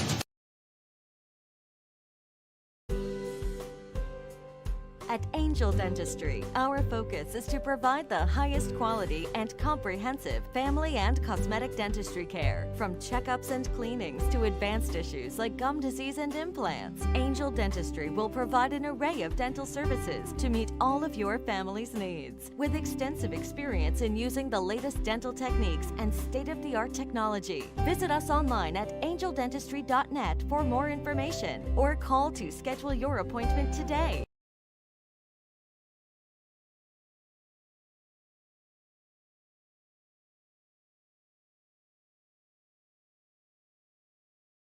Hey guys, Vince here to talk to you about a good friend of mine named Bob Jenkins. Bob is a Marine Corps veteran. Bob and his younger brother DJ own Vets Built Contracting. For 5 years, they've been hiring and putting veterans to work. Vets Built is licensed, bonded, and insured, both residential and commercial, specializing in renovations, remodeling, new build, casitas, safe rooms, or small commercial TI work. If you're a skilled veteran looking for work, a homeowner in need of work, or a commercial business needing TI work, please call Bob or DJ at Vets Built at 480-584-3675. Are you unable to do the things you love? Do you know your daily habits could be better to enhance your quality of life? Are you suffering with chronic pain or chronic illness and can't find the right solution that works for you? Fix Body Group was created so you have a team of professionals to help you achieve your health goals and get you back to doing what you love again. In Scottsdale, go to fixbodygroup.com or call 480-795-5329. Fix Body Group, proud partners of the Varsity Sports Show and Fitness Minute with Tyler Mayer. 24th Street Dental Biltmore is the place to go for cosmetic dentistry and Invisalign. Doctors Braden, Turner, and the team are ready to put your dental needs first. They are the Valley's Invisalign experts. Schedule a free exam today and mention the Varsity Show for complimentary in-house whitening. From cleanings to more comprehensive dental, 24th Street Dental Biltmore in Phoenix is the first step toward a healthier smile. Located in the heart of the Biltmore, call or stop by 602-468-1135. Proud partners of the Varsity Sports Show. Hey fans, the Arizona AIA High School Football Playoffs are coming. Trust the Varsity Sports Show team to live stream your football playoff games on NFHS. We are an NFHS trusted partner and will spotlight your favorite team better than anyone, including a team segment on Saturday's Varsity Sports Radio Show on AM 1060 KDUS Arizona. We are authorized to cover every round of the football playoffs, including championships. Call or text us to reserve your postseason broadcast and production crew. Time is running out fast. 480-779-9437. Coming this winter to the Varsity Sports Show, AIA, high school, basketball, soccer, and wrestling. Attention, student athletes, parents, coaches, and administrators. We are contracted affiliates with NFHS. Tired of Pixelot? Our NFHS authorized platform can spotlight your favorite team with multi-camera and full broadcast crews. We still offer our YouTube channels as well. Single game, multi-game, and season coverage available to meet every budget, including a segment on the Varsity Sports Radio Show on AM 1060 KDUS Arizona, dedicated to your team. We can even help promote your booster businesses. Act fast. The season is right around the corner.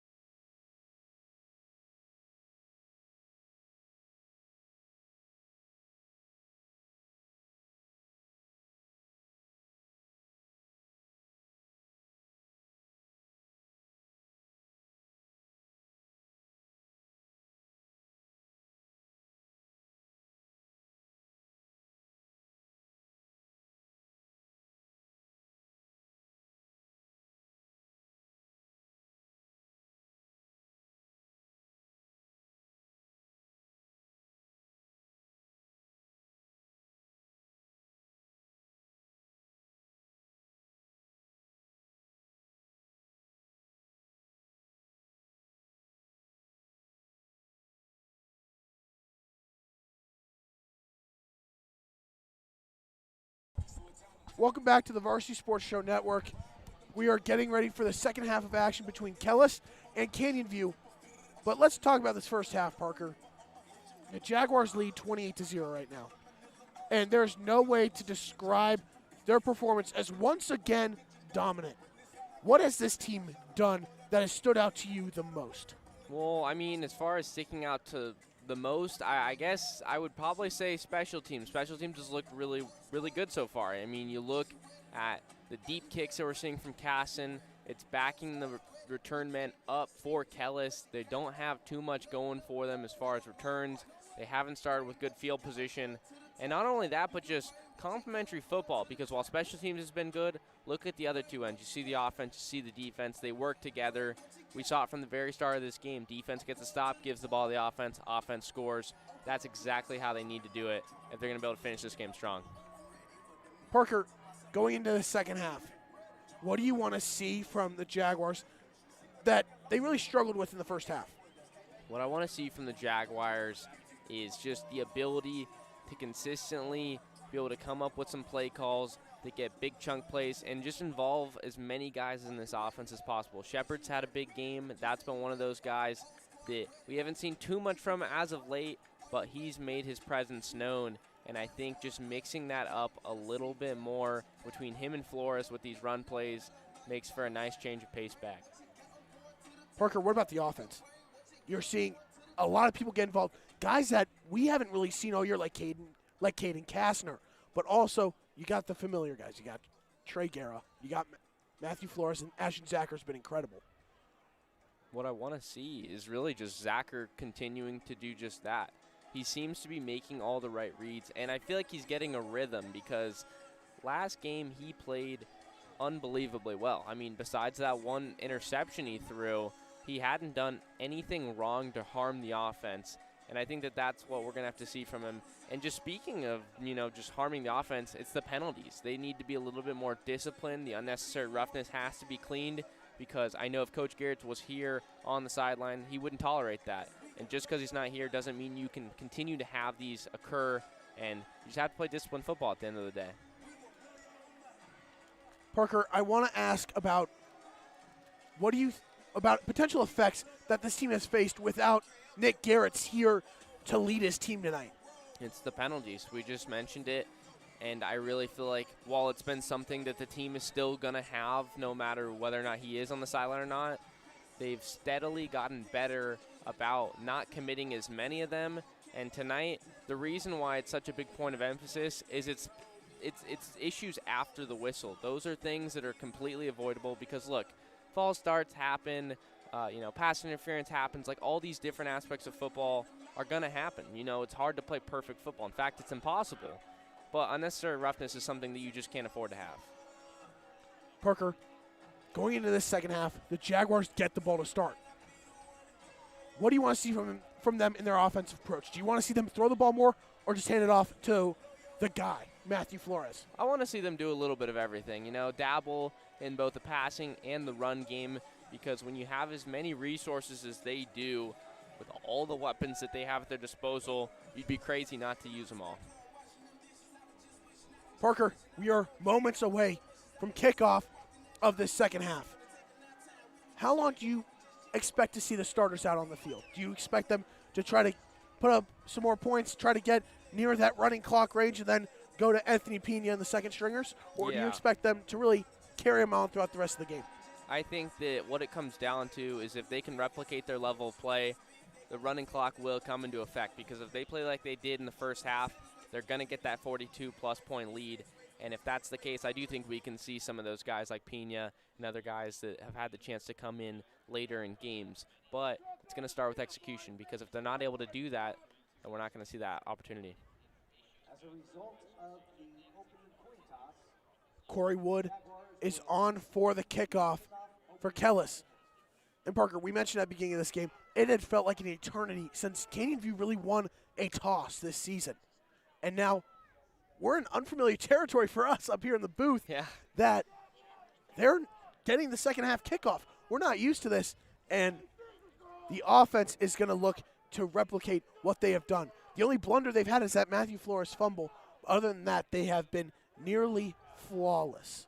Yeah, I mean, that's something that we almost forgot occurred because, one, it's so rare with Flores, and two, because they have played well outside of that mistake. And it looks like the refs and the teams have lined up incorrectly, and they're going to have to flip sides of the field for this opening kickoff. Interesting situation. You don't see that happen too often. No, you do not. Wood getting ready to send this one deep. It'll be his first kickoff of the night, as this Canyon View defense has been dominant and has been electric throughout this entire game, holding their opponent to 0 points. They have 2 consecutive shutouts and 3 total on the season. They're 24 minutes away from their 4th and their 3rd straight. A lot of things could happen when the final buzzer hits 0. And Wood is going to send this one short. It's going to take a bounce, and it's going to be fielded. And the return man, it looks like it is Jeffrey Hosel, is going to go down around the 33-yard line. And that's where Zacher and the offense comes back out to take over. A little bit of a pooch kick action there to try and catch the Jaguars off guard and try and recover that football. And I kind of like that. I have to say, you're down 28-0. You hate the idea of having to give them the ball back. So go out there, try and make a special teams play and see if you can get it. You know, don't go with onside. It's a little too cute. And if you don't get it, you give them great field position. But with a pooch, it's a nice in-between. It's almost like you just gave up a good return. But the only difference is you have a legit chance to try and get that ball.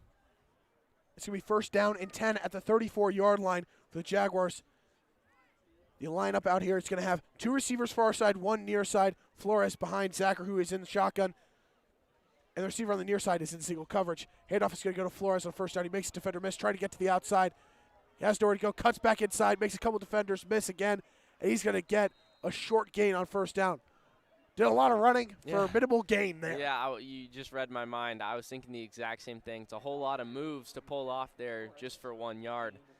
Cut it back to the outside, then cut it back to the inside, making multiple guys miss, showing just how versatile a runner he is, only to get about 1 yard, though. Very well earned 1 yard at that. Gain of 2 on the play, actually. 2nd down and 8. Zacher's going to hand this one off to Flores again. He's going to try to take it up the middle. Makes a couple defenders miss once again, and he's going to get up near the line to gain, and it's going to set up 3rd down and short. Just able to push the pile there. Hard run up the middle, and that's more of a Matthew Flores run right there. And the reason why I say that is because there was such a great push by the offensive line. We didn't see that on the previous play, but we did see it on that one, and that's what makes him so good, is he has guys up front that he can trust that are going to give him lanes to go through. That's actually a run good for a 1st down. Handoff is going to go back to Flores, who runs right into a defender. No blocking room there, and that's going to be a gain of about another 2 yards on 1st down. Just a small gain of about 1 or 2 yards, something we're not used to seeing. Definitely looks like this defense is buckling down. They're hammering in on the run plays, as they don't want Flores to break anything big out. 2nd down and 8 once again. We are approaching 10.5 minutes remaining in the 3rd quarter. Shepard in motion. Flores is going to get the carry again. He's going to try to take it up the middle. This time not going to be as successful in the 2nd down run, but he's going to get another 3 yards or so to set up about 3rd down and medium. A lot of times with Coach Garrett, we see aggressive play calling. When the team goes up big in the second half of play, they like to continue to take deep shots, mix up the play calls. We're not seeing that so much with his absence being felt here. 3rd and about 5 or 6 yards. We could see a passing play here, but I wouldn't be surprised if they just kept running the rock. 3rd down and 5 at their own 49-yard line on the outskirts of midfield. 2 receivers near side, 1 far side in single coverage. Zacher takes a snap, drops back, looking downfield. He's got a receiver. He's looking for Anthony Munoz Ramirez. He's got separation. That catch is made!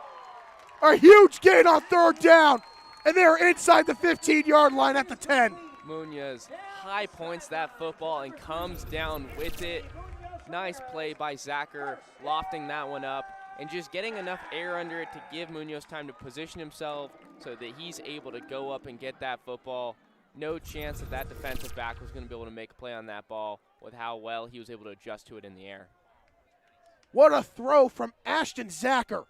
41 yards completed, and it is a goal-to-go situation, first down and goal at the 10. Bunch backfield. Flores is going to get the carry. He's going to take it up the middle. He's going to get a short gain of maybe a yard or two. I love the timing of that play, too. You know, just having referenced the fact that we see Coach Garrett's play calling be rather aggressive. They like to take deep shots even when they're up big. And sure enough, they did decide to do that in this one without him, as that was a classic Garrett's play call right there. Gain of 1 on the play. Second down and 9. Another bunch set in the backfield. Hand off to Flores. Jaguar looking towards the end zone. He's got a receiver, and that pass is caught into the end zone. Touchdown, Jaguars! Ethan Jewell makes up for the drop, hauls that one in for his first touchdown of the season. Penalty flag on the play, but should that one stand, that's going to be 6 more points up on the scoreboard. And like you said, Ryan, goes up and comes down with that football, trying to make up for that drop earlier in the game. Looking for the call from the officials.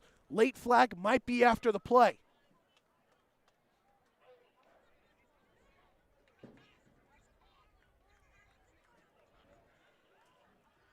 Touchdown is good, so it's after the play. Touchdown is good. It's going to be unsportsmanlike conduct on Kellis this time. Touchdown is good. Ethan Jewell makes up for that drop, hauls it, and high points the catch for the score, his first of the season. Yeah, sigh of relief for the sidelines for Canyon View because, man, if they had another penalty after the play, you can only imagine what practice could potentially be like on Monday. Regardless of what this final score is, coaches just don't like undisciplined plays. But this time it is going to go for the Cougars side of things, which is going to let that one stand. And that's also going to help on the kickoff as well.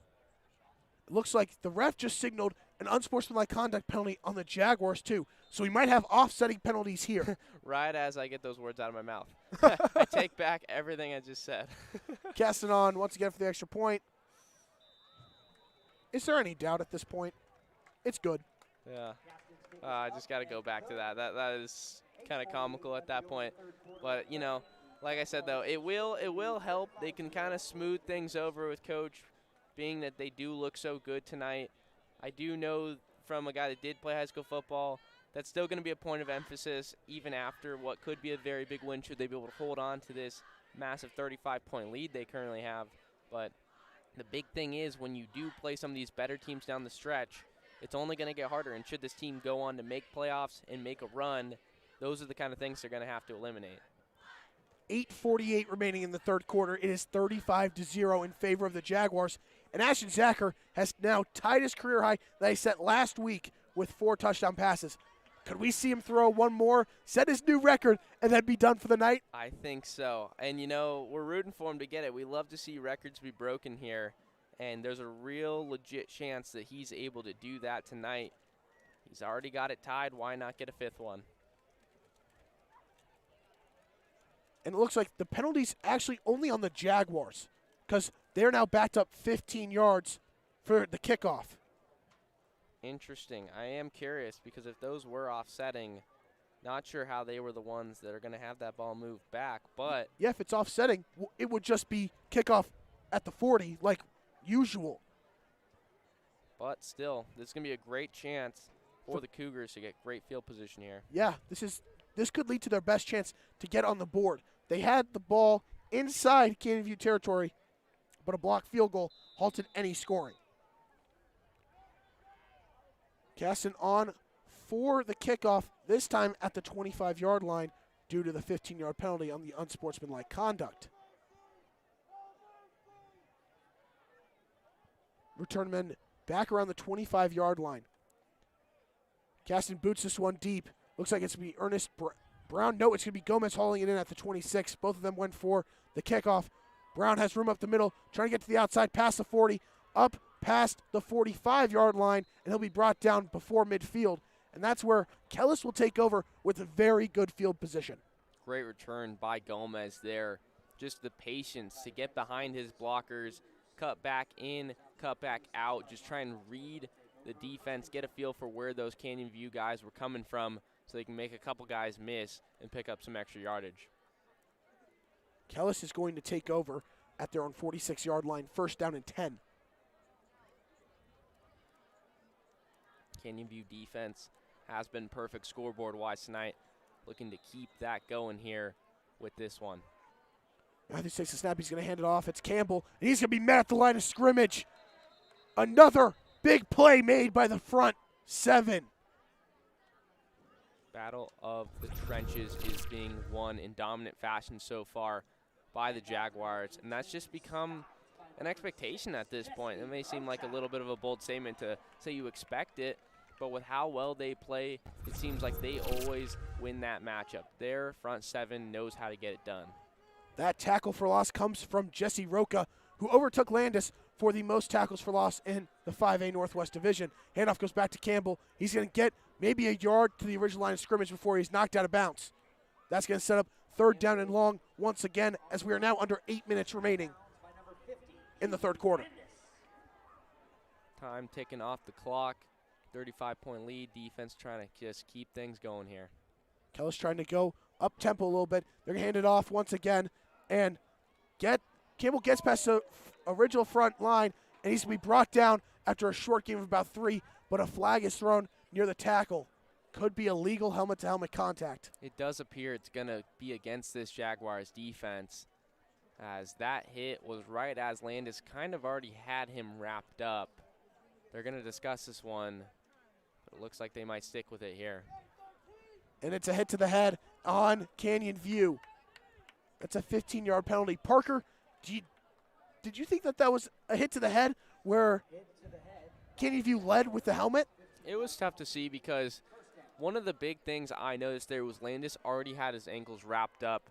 His forward progress was already stopped. So I think that there was almost a benefit of the doubt given to him there that they were going to make that call after that hit, because it did come in a little bit late. I think he was just trying to finish the play, but still it's going to go for that penalty either way. 1st down, 10, handoff goes to Campbell. He's going to get to the outside, but he's going to be stopped after a short game of about 3 or 4 on 1st down.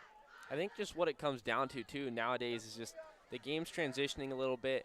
That tackle box seems to be getting a little bit smaller every single year at every level of football, just really making the defender's life a whole lot more difficult. Handoff once again. This one goes to Gomez. He's got room, and he's going to take this one into the end zone. Touchdown, Kellis. They are on the board for the first time tonight. Nice burst of speed up the middle. Really seeing him turn on the jets there, as he has quite the legs to be able to make runs like that possible, to not only pick up 1st downs when needed, but to also take it all the way to the end zone. Shutout is not going to happen tonight, but still just a valiant effort by this defense for there to only be 6 points on the board for Kellis nearly halfway through this 3rd quarter. And that was actually a 31-yard touchdown run by the quarterback, Matthews, and that's his 12th rushing touchdown of the season, tying Matthew Flores for the most in the 5A Northwest Division. Wood on for the extra point. High snap. Wood gets it off, and it is up. It is through the uprights and good. The Jaguars now lead 35-7, but it doesn't matter about the shutout. You have to look at what this defense has done. They have held an offense that averages 346 yards per game to 7 points tonight. And then on the flip side, the defense for Kellis had held opponents to under 14 points per game. This season, they have 35 on the board. Talk about rising to the occasion. They're just doing what they need to do. Sure, there's been some penalties that we've mentioned throughout the course of this game that have been things that you just want to clean up. You don't have room for it. But when you look at just the basic football plays they've made on both ends, you really are amazed with how well this team continues to play. And we keep mentioning the term playoffs since that's creeping in. The possibilities of that is getting higher and higher. And I think that this team is playing such good football at the right time. So should they clean those up and execute at a high level, they're going to be a really difficult team to beat no matter who they're faced with. 6:58 remaining in the 3rd quarter. Kellis scores, cutting the deficit to 35-7. But the Jaguars offense, that has been they've been clicking on all cylinders throughout this game. They're coming back out to the field, and Ashton Zacher is 1 touchdown pass away from a new career high, which he set last week. Yeah, I mean, why not one-up yourself the very next week? You know, if you have a chance to go out and break your record, I'm sure it's on his mind. I feel like with a lot of players, you kind of keep track of that kind of stuff in your head. And while that's not your focus, because the focus is winning, still something that's in the back of your mind. So we'll see if he's going to be able to go out there and do it. Wood on for the kickoff. Return men for the Jaguars right around the 15-yard line. It's going to be an onside kick, and a flag has been thrown. It could be a false start on the kicking team, which is Kellis. That's going to bring that one back 5 yards, trying that onside kick. And you know what? Again, kind of like with that pooch, I do like the strategy because, look, you're down 28. You're struggling to get stops with your defense on the field against this Canyon View offense. So you really want to try and steal a possession if you can. And that is what they're going for. See if they try it again here. Back it up 5 yards. They'll now kick from the 35. And, Parker, do you think they'll go for another onside kick again? Because now the Jaguars expect it. I think they should. You know, it takes away the element of surprise, but I still would. I don't think they will, but I would be a fan of going for it still. And that's going to be another short kick. It's going to go over the head of Jeffrey Holzel, and it's going to go out of bounds. Yeah, and that's going to give great field possession to the Jaguars offense. That does not need it. They didn't elect to go for that onside like we figured, but they went with another pooch, and I got to say, I like that as well. I think that the best play calling from this team has come in special teams in this game as they find themselves down, trying to get creative. And I think that after that onside kick, it's almost kind of perfect in a way because you have that false start, so you get them thinking about it. All of a sudden, they get the hands team out there, and then you just pooch it right over their head. It gives you a chance to get that ball. Had it not bounced out of bounds, they maybe could have came away with it. Jags are going to take over at their own 37-yard line. Zachary and the offense just looking to take care of the football, take some time off the clock, try and put some more points up on there. 6:58 remaining in the third quarter. 2 receivers, far side, 1 near side, Colbert in motion. And the handoff is going to go to him on the first down play. And he's going to get about 3 yards before he gets tripped up and brought down. Going to get 3 yards, like you said, Ryan. He just takes it around to the outside, just trying to get to the numbers. That's something we see a lot with Colbert. He's got the speed. He can kick it into that next gear. As he tried to showcase it there, didn't get enough separation, though, to break that off for a big run.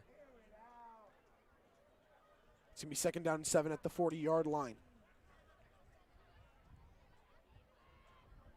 1 receiver on the far side of your screen, 1 near side. Colbert back in motion.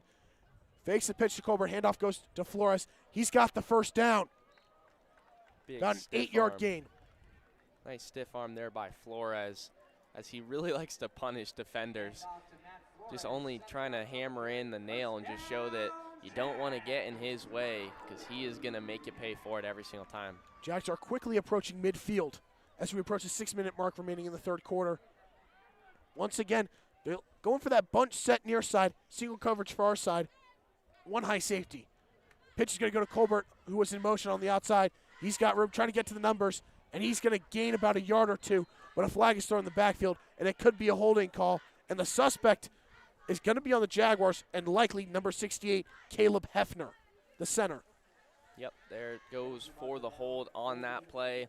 He got beat by his man right off the snap. He was getting driven back. Colbert was almost knocked around for a loss right then and there, so he was forced to hold him there. That's going to bring that ball back. And that's going to take the ball from the 48 back down to the 33-yard line. Costly penalty there, really pushing the offense back. They've responded all night to these penalties early in drives. Can they do it here? It's going to be 1st down and 25 for the Jaguars. Back against the wall. You've seen them do it in the first and the third drive of the game. But Zachary drops back to pass. He's got a receiver. It's Flores. Got blocking downfield. He's up, and he's past the original line to gain. He's got room downfield. Nobody might get to him. Got one guy to beat, and he's going to be wrapped down out of bounds right around the Kellis 25-yard line. The screen pass works. Another screen pass to Matthew Flores, who cashes in the check and makes it count as he takes that one all the way in to the 25-yard line of Cougar territory as they got themselves the drives going for themselves here. We mentioned we didn't know if they're going to be able to pick up the first with all that penalty yardage. All it took was one play. 42-yard completion from Zacher to Flores for the first down. They are now deep inside Kellis territory. Handoff's going to go to Flores. He's trying to get to the outside. He'll get there. He's got the first down and more. Got a couple guys to beat. He's going to be knocked down out of bounds inside the 10, up near the 5.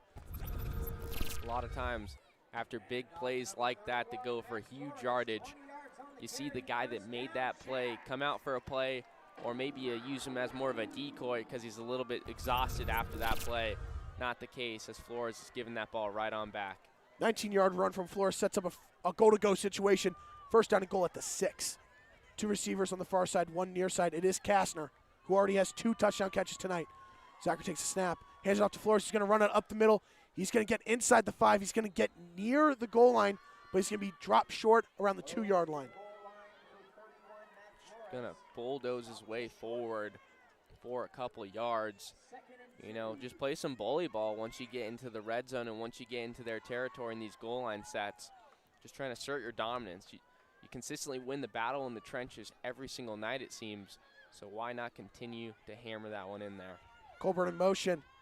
Zacher's going to hand this one off to Flores. He's going to walk into the end zone. Touchdown, Jaguars! Relatively untouched as well, just because of how well that play was blocked by the offensive line. They get a good push.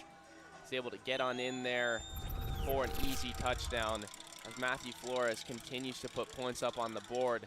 It's what he does. It's who he is. He's their playmaker, and he's a guy that you can trust. That entire drive, ever since that penalty on the hold, they gave him the football, and for good reason. Despite a penalty that made it 1st and 25, a quick drive gets the lead back up to 35 as the extra point is good. 42-7 Jaguars with 4:53 remaining in the 3rd quarter. Jaguars continue to look really good on both ends, and this offense just continues to get it done as they're dealt with adversity. It's adversity they bring upon themselves with the penalties, but still, it's a really good sign to see that they're able to make the most and that these penalties aren't drive killers, because I feel like earlier in the season, that kind of holding penalty could have proven to be a drive killer, but that's not the case tonight. And against a good defense at that, the team continues to roll. Casting on once again for a kickoff. This time, no unsportsmanlike conduct penalty. He'll be kicking it from the 40. If you're Kellis, what do you do now? You can't stop the offense. What do you do in retaliation to that? Do you try to air it out, trying to get a quick score, or are you just trying to run the ball, just trying to get downfield? Well, that's the tricky thing, because we haven't seen them try and take deep shots. Really, we haven't seen them take really any shots at that. They've only thrown the ball twice so far tonight.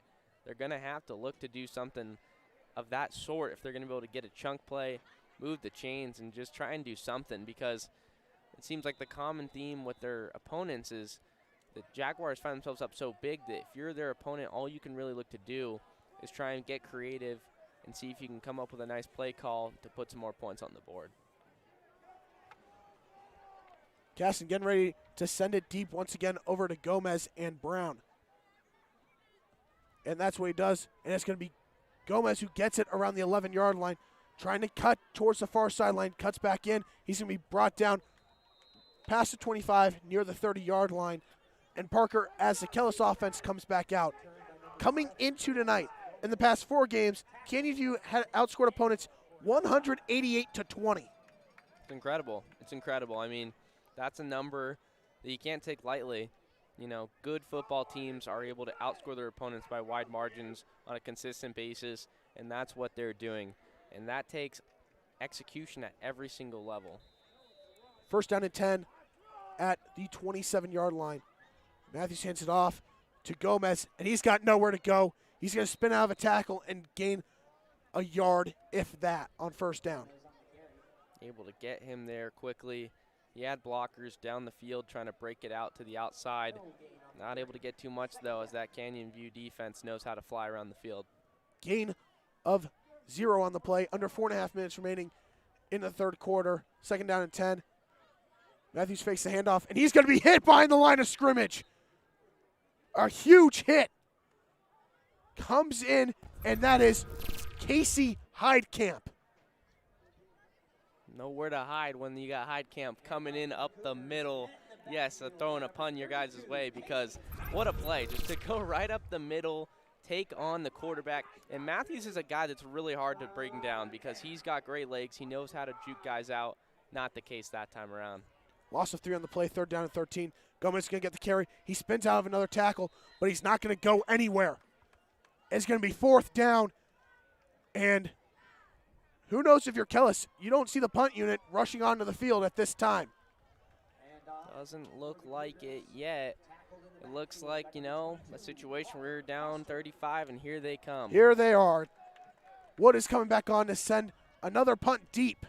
I was just going to mention how you're down big. Maybe you just try and go for it, because this is one of those games where it's essentially out of your reach. There's not too much you can do, so maybe try and come up with a play call that you can practice and try and hammer it in against an opponent in a live game. Not going to be the case, though. McClellan back to receive at the Jaguar 35-yard line. But as the ball is snapped, we have a whistle from the official. Delay of game on Kellis. That's going to push him back 5 yards. Wood's now going to send the punt from inside his own 10-yard line, and McClellan is now at the 40.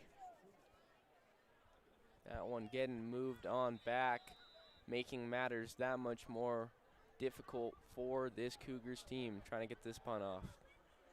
Under 3 minutes remaining in the 3rd quarter. Nearly blocked, and the kicker goes down, Wood. And that punt is going to bounce around the 40 and drop around the 41. The question is that running into the kicker or roughing the kicker? Two drastically different penalties with two drastically different results.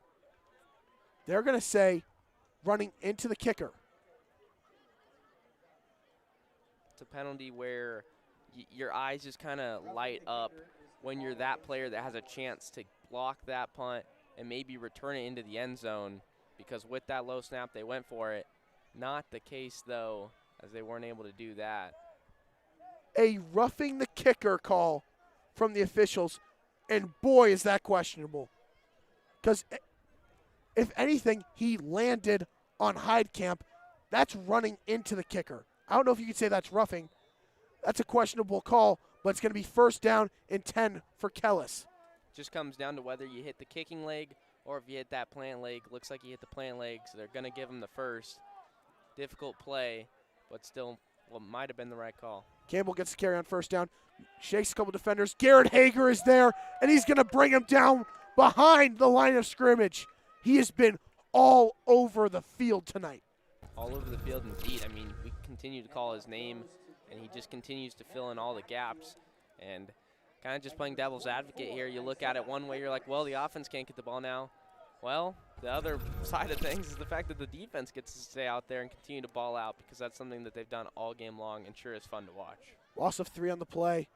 Receiver in motion, and that pitch is going to go to him. The outside containment, Landis is there, and Landis is going to force him out of bounds. But a flag is thrown. Yep, there is going to be a flag. Looks like something after he was already out of bounds.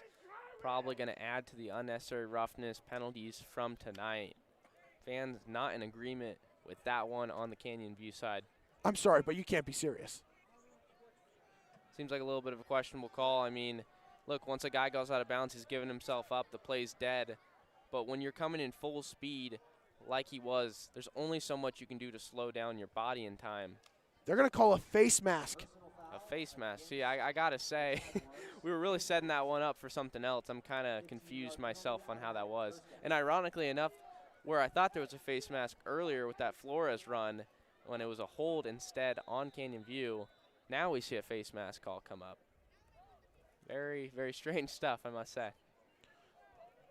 It is going to be 2nd down and 4, it looks like. Handoff is going to go back to Campbell. He's going to run up the middle. He's going to get close to the line of scrimmage. The line to gain for the 1st down. Looks like he's got it. Yep, they're going to give it to him here. Chains are moving, as that's going to give him another 1st down with 1:48 remaining on the clock. Canyon View's defense just trying to hang in there and force a stop. 1st down run from Campbell. He's going to get the call again. He's going to run it up the middle, and push forward for about a gain of 3 or 4 on first down. Another penalty flag comes flying in, and I'm not too sure if that was after the play necessarily, but it was on the later side of things. Have to see what it was from that official's perspective on the field. Another flag is thrown. Waiting the call from the head official with 1:34 remaining in the third quarter.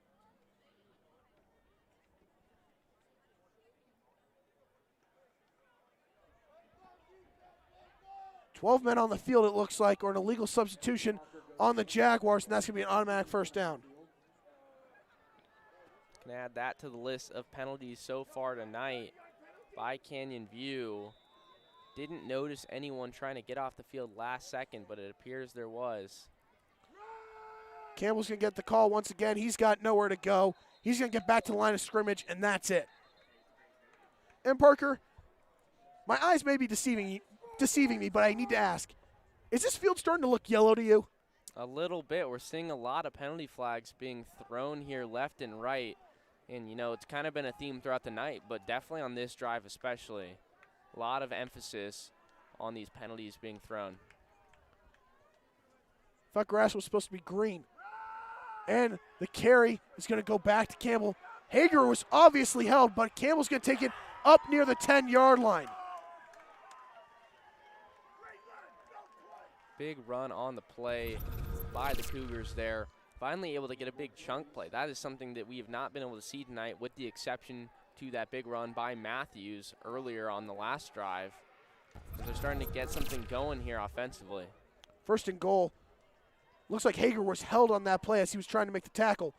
Matthews takes a snap. He's going to hand it off back to Campbell. He's going to get a short gain of maybe 3 yards on the play. Wrapped up by multiple players on this Jaguars defense. Not giving them too much room to operate here as the field continues to get a little bit smaller in this goal line situation. Under 30 seconds remaining in the third quarter. Kellis trying to pick up the pace, trying to get in the end zone before the end of the quarter. Matthews is going to try to take it himself. He's going to gain a few, makes defenders miss, and he is into the end zone for the second time tonight. But 2 flags were thrown as he crossed the pylon and as he celebrated. Another flag being thrown. Man, is he slippery, and he's so quick. You know, just when it seems like you have him, he's able to slip on through defenders and hit that next gear that allows him to get past that second level. Waiting the calls from the officials. As it stands currently, with 9 seconds remaining in the third quarter, Kellis just scored, making it 42-13, but that could change. That is subject to change. It looks like the 2 penalty flags were thrown, one a little bit after the other, so it could be 2 separate occasions on that penalty. It could have been after the play on that second one. Touchdown is good, and it's going to be unsportsmanlike conduct on Kellis. So the touchdown is good, but that's going to push them back 15 yards on the kickoff. That will push them back as they're going to get ready to go for this extra point PAT opportunity here. Unless, yep, they are going to go for the extra point. Just had to confirm that. I was looking at the players going on the field, and they are going to elect to kick this one through the uprights here. Wood is on for his second extra point attempt of the night. 2 straight drives in this second half for Kellis to get on the board. Penalties did help them get down the field, as they have come back to hurt the Canyon View defense in the second half after pitching a shutout in the first 24 minutes of the game. But they still have a huge lead, as they currently lead by 29 with a made extra point. It'll be 4 possessions at 28. Yeah, no running clock, it looks like, with the way this game's heading towards, but still good performance from this Canyon View team. The extra point from Wood is up, and it is good. 42-14 with 9 seconds remaining in the third quarter, and here comes potentially Anthony Pena and the offense for the Jaguars. Yeah, we see him warming up on the sideline, getting that arm going as he's working it out to get ready to go in the game perhaps. It might not be right away on this drive, but it does look like he will be making an appearance potentially at some point tonight. Ashton Zacher is holding his helmet on the sidelines, and it looks like his night is done.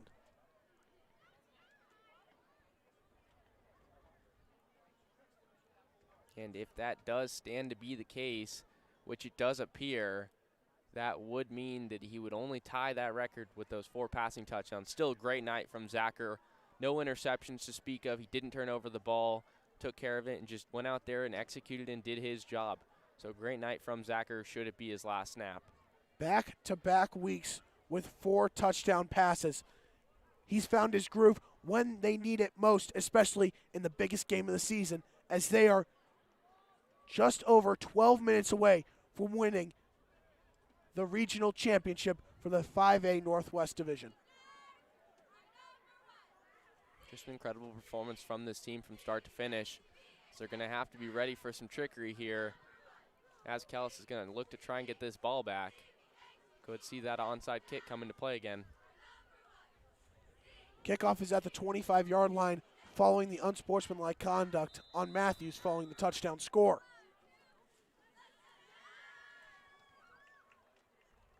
They're going to do a little pooch kick. It's going to land about the 40. Fumbled by Foster, but he picks it up. He's going to try to run up the middle. He's got some room. He's going to be brought down around the 45-yard line, and that's where it looks like Anthony Pena and the offense will take over. Zacher's on the sidelines with no helmet on. Pena's time to shine, to go out there and try and make some plays. We'll see what kind of play calls we see from this offense as they find themselves up big with just 4.8 seconds left in this third quarter. Have to imagine started off with some runs, get some other guys involved, get that clock running, get over to the fourth quarter and try and look to do the same. Anthony Pena is in. Matthew Flores is out as Matthew Sarzosa has come in. Demarion Shepard has come in. Flores, 5th straight game with at least 2 rushing touchdowns. 1st and 10 from the 45. Shepard in motion. Handoff is going to go to Sarzosa. He's trying to get to the outside. He's going to gain a couple before he's tripped up. And that's going to end the third quarter of play. Here in the jungle, the Jaguars are all over the Cougars as they lead 42-14. We're going to take a short break on the Varsity Sports Show Network.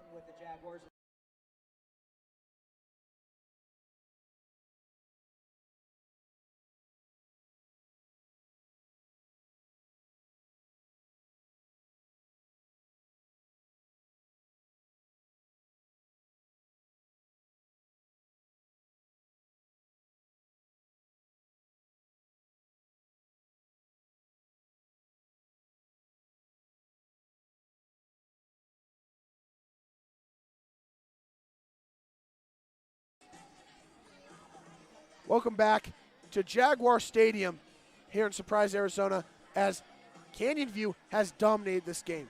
We're 12 minutes away from a regional championship, the first in program history, and the first season where they can secure an above 500 record.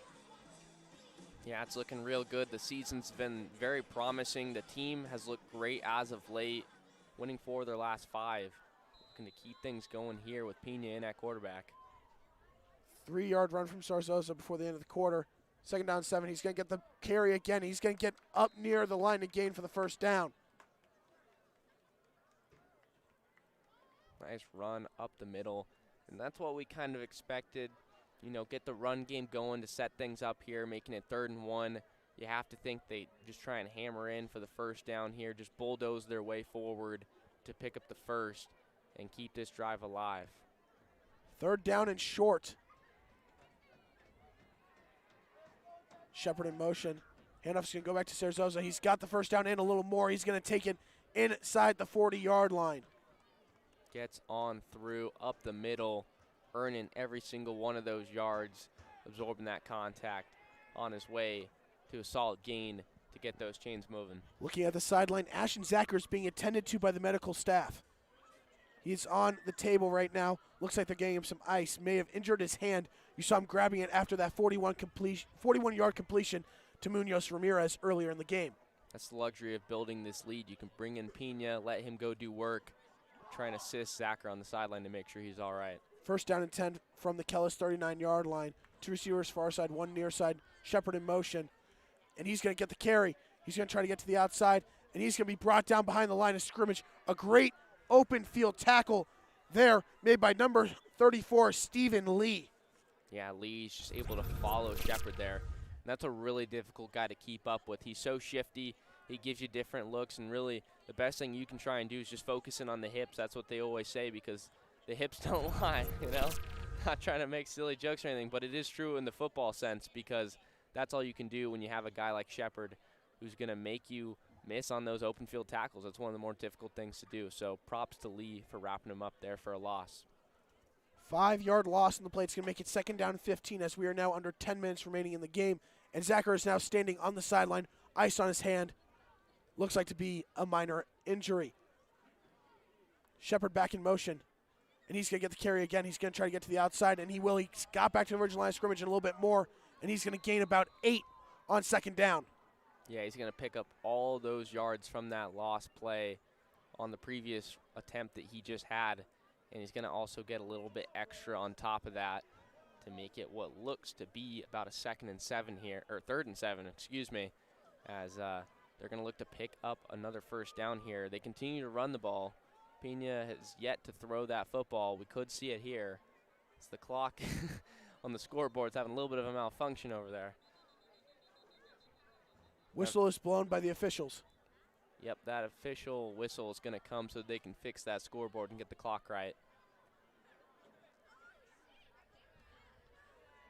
And looks like we are set to get back to action. Quick fix on the scoreboard. 9:12 remaining in the game. Canyon View leads 42-14.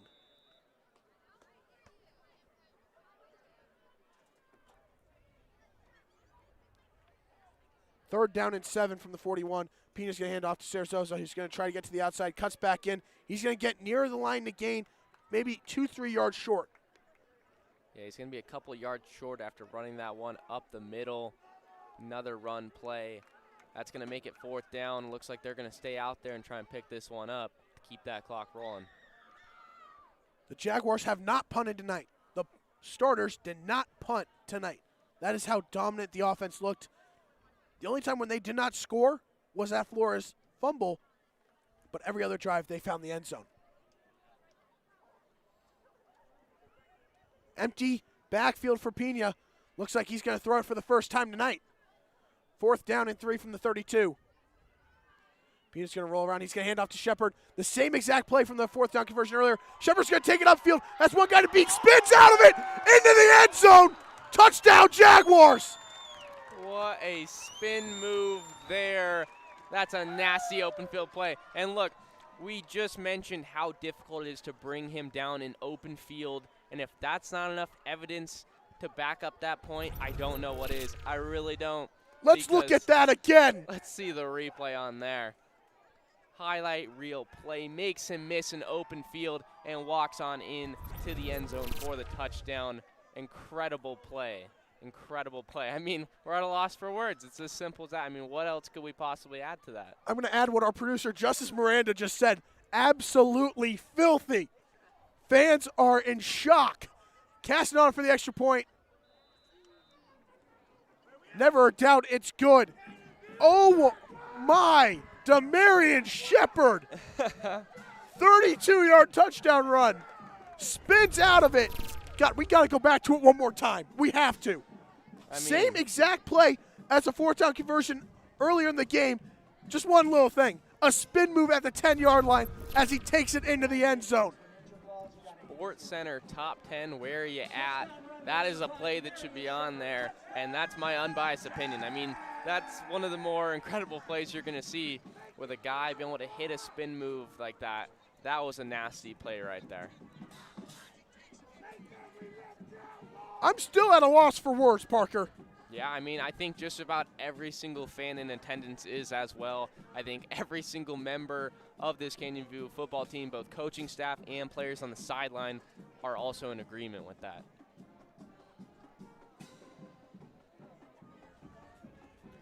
Casting on once again for an extra point. This guy's leg has to be just sewn back on after last week and this week.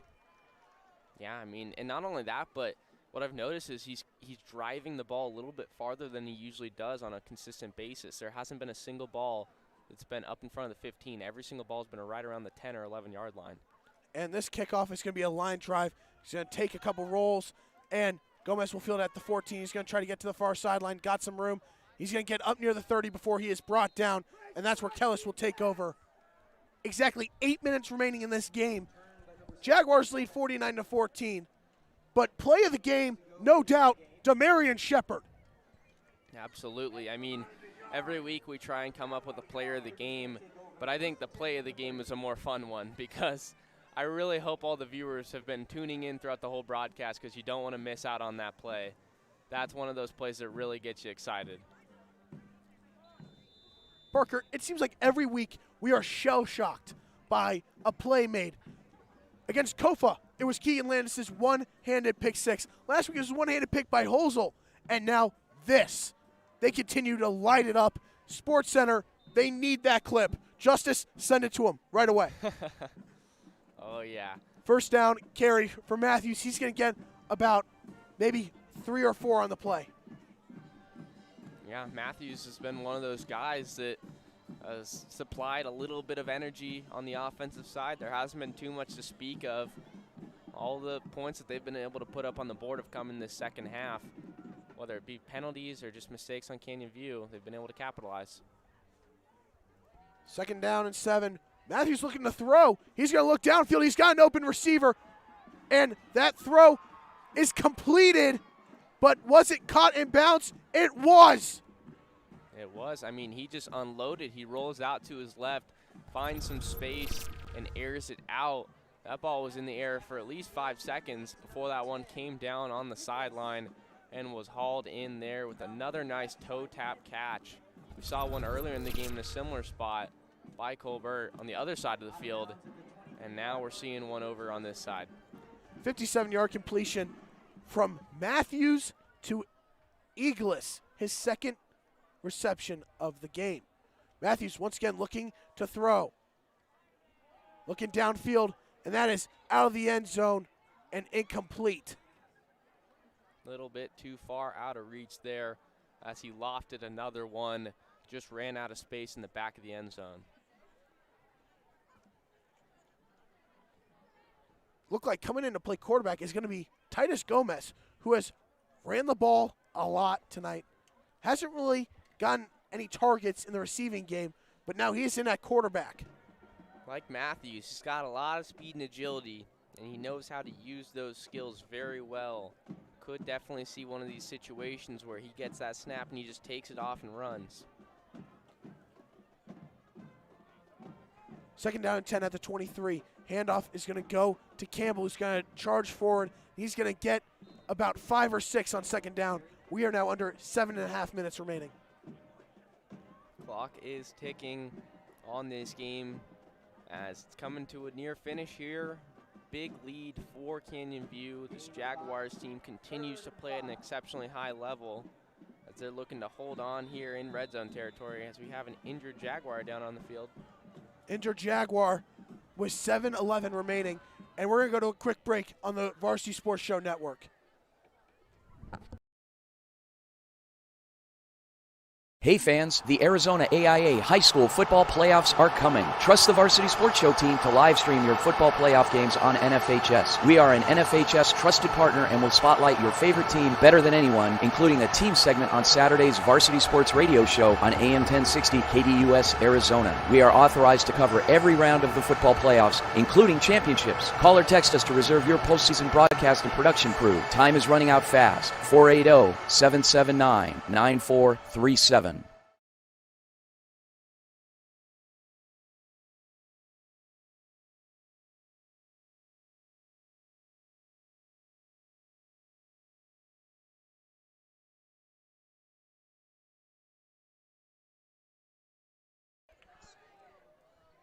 In 7 minutes, it is set in stone.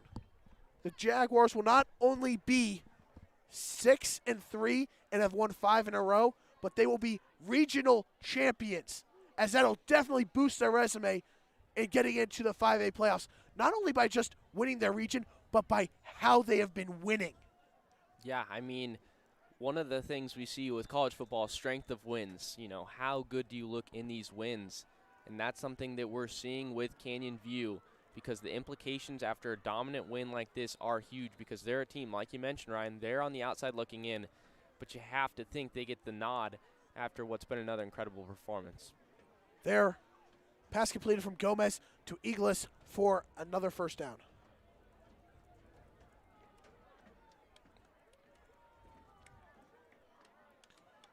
Handoff is going to go back to Campbell. He's going to rush up the middle. He's inside the 5 before he's brought down. Able to wrap him up. Bend but don't break was a term that we threw around a lot. Not last week even, but even the previous weeks before that, because this was a defense where they might give up some yards, but they're still going to be able to hold on, force mistakes, even turnovers when it comes to these goal line stands. See if this defense can continue to make some tricks happen. Handoff is going to go back to Campbell, trying to get to the outside. There's got one guy to beat, and he's going to get into the end zone for the touchdown. His first score of the game. Offense for the Cougars, able to consistently put some good quality drives together to put some more points up on the board. And, you know, it's just a matter of they fell themselves down too big, too early to come out and climb out of that hole. Because had they started playing like they have now at the beginning of this game, it could have been a very different game. Parker, I don't like to mention this, trying to kick someone while they're down, but would you say that these touchdowns have come in kind of garbage time? You know, I would say maybe this one a little bit more than the previous two. But I would say definitely not for the first one, and, you know, you could argue for the second one. But I do think that they've earned those, and the reason why I think that is there were mistakes made by the Jaguars. And look, you know, if a team's going to give you a first down or give you yardage to help you get the first down, that's on them. There's nothing you can do about that but make it count. So props to them for being able to do that. With 6:12 remaining in this game, the Jaguars lead 49-21. 6:12 left to go in the game. Parker, if you're the Jaguars here, the approach has got to be just recover a potential onside kick and run the clock. Run the ball, drain the clock, get out of here, no injuries. That's exactly what I would look to do, because in an ideal situation, you recover this ball, whether it's via the pooch or whether it's an onside kick. They elected to go with the pooch last time, so maybe they do go with the onside again. But like you said, they just have to jump on this football. That's why you have the hands unit out there, so they can get this ball and just run out the clock. And you see Canyon View is lined up not at the 50. They're lined up at their own 45. So there's a chance for an onside kick, but they're looking at a potential pooch kick from Wood here, like he has gone towards in the second half. That's exactly what it will be. Hands team's out there, and it's going to be brought in by Jesse Roca, and he's going to be wrapped up around the 37-yard line. And here comes the offense. And we had probably the highlight of the year with a spin cycle TD from Demarion Shepard. He put that defender in a blender. Oh, did he ever. I mean, what a nasty move to get past him in open field. And it's just too fitting that he was taken down for a loss earlier in that drive. You could see on that kind of run, he wanted to make up for it. Man, did he ever. Just what a play. And that's the play that people are going to remember most from this game, because while there's been tons of plays you can consider highlight reel or, you know, upper end plays where they did what they needed to do, that's the one that sticks out the most by far. Anthony Pena is back out to man the offense with Demarion Shepard behind him. 2 receivers far side, 1 near side, single coverage. First down and 10 at the 42, at the 37. Shepard gets the handoff. He's cutting in and out. He's got room downfield. He cuts to the outside. He's got room down the field. Inside the 20. Can anyone catch him? He's going to be brought down inside the 15-yard line. He continues to shine.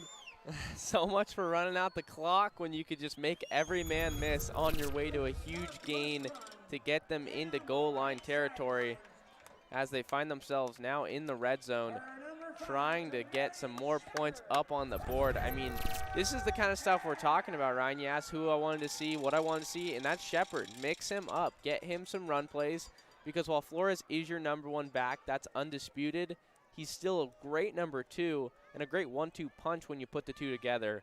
So I think that these are the kind of performances that earn some more carries going forward. 49-yard run from Shepard. It is first down and 10 inside the 15-yard line. Shepard's going to get the carry again. He's got room up the middle. He had some daylight, but got tripped up, and he's going to get about 6 or 7 on first down. Just a nice run up the middle.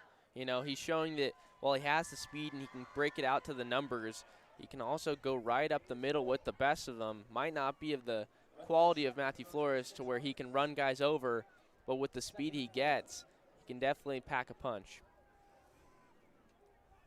2nd down and 4 at the 8-yard line. Under 5.5 minutes remaining. Jaguars eyeing the end zone once again.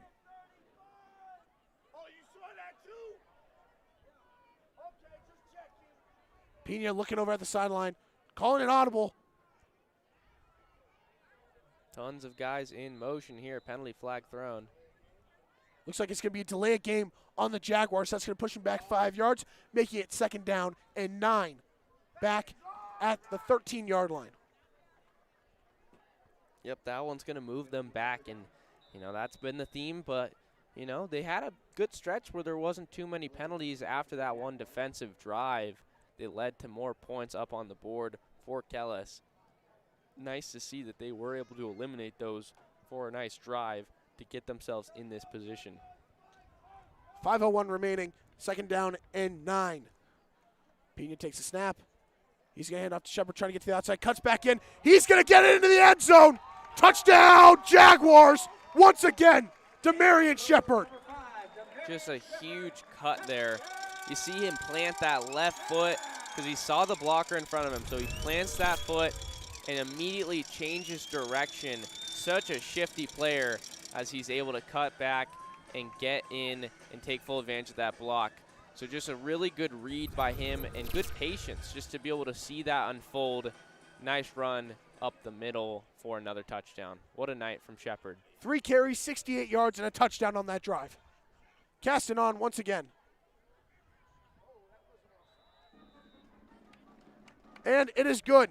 Jags lead 56-21 with 4:54 remaining. They continue to respond. They keep putting up more points on the board every single time the Cougars are able to score a touchdown. They go right back down the field and respond themselves.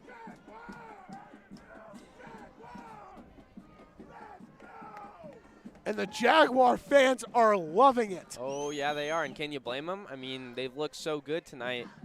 They've allowed 21 points. That's more than the last 2 games, being that they were both shutouts. Just do some quick math. But still, this team's playing really well at every level. And that's the kind of quality football they're going to have to play going forward, because if they look like this against a quality 6-2 opponent coming into tonight, I'd like to think they can do it against just about anybody. This team is on fire, Parker. There's no stopping them. And real quick, let's look to next week. It's senior night against Agua Fria, who was also competing for the crown of the 5A Northwest region. They're not going to get it. It's the Jaguars. Oh, yeah, it's a Jaguars award. They're going to come away with it. And, you know, just senior night, the festivities, the excitement level, a little bit extra than we see every single week. Because while every week's fun and it's important and these guys love to have fun and play football, there's a little bit extra there. So I know they're going to look to ball out then again and really go into the playoffs strong. Gaston is going to send another one deep. And once again, it's going to be fielded right around the 13-yard line by Gomez. He's going to try to get to the far sideline, spins out of a tackle, and he's going to be hit hard around the 20-yard line. Isaiah Fiembrace with a heavy hit. Yeah, talk about a heavy hit there. I mean, just absolutely levels him. Gomez was trying to make some little juke moves to get past them, but he said no and slammed the door right on him as he drove him into the ground.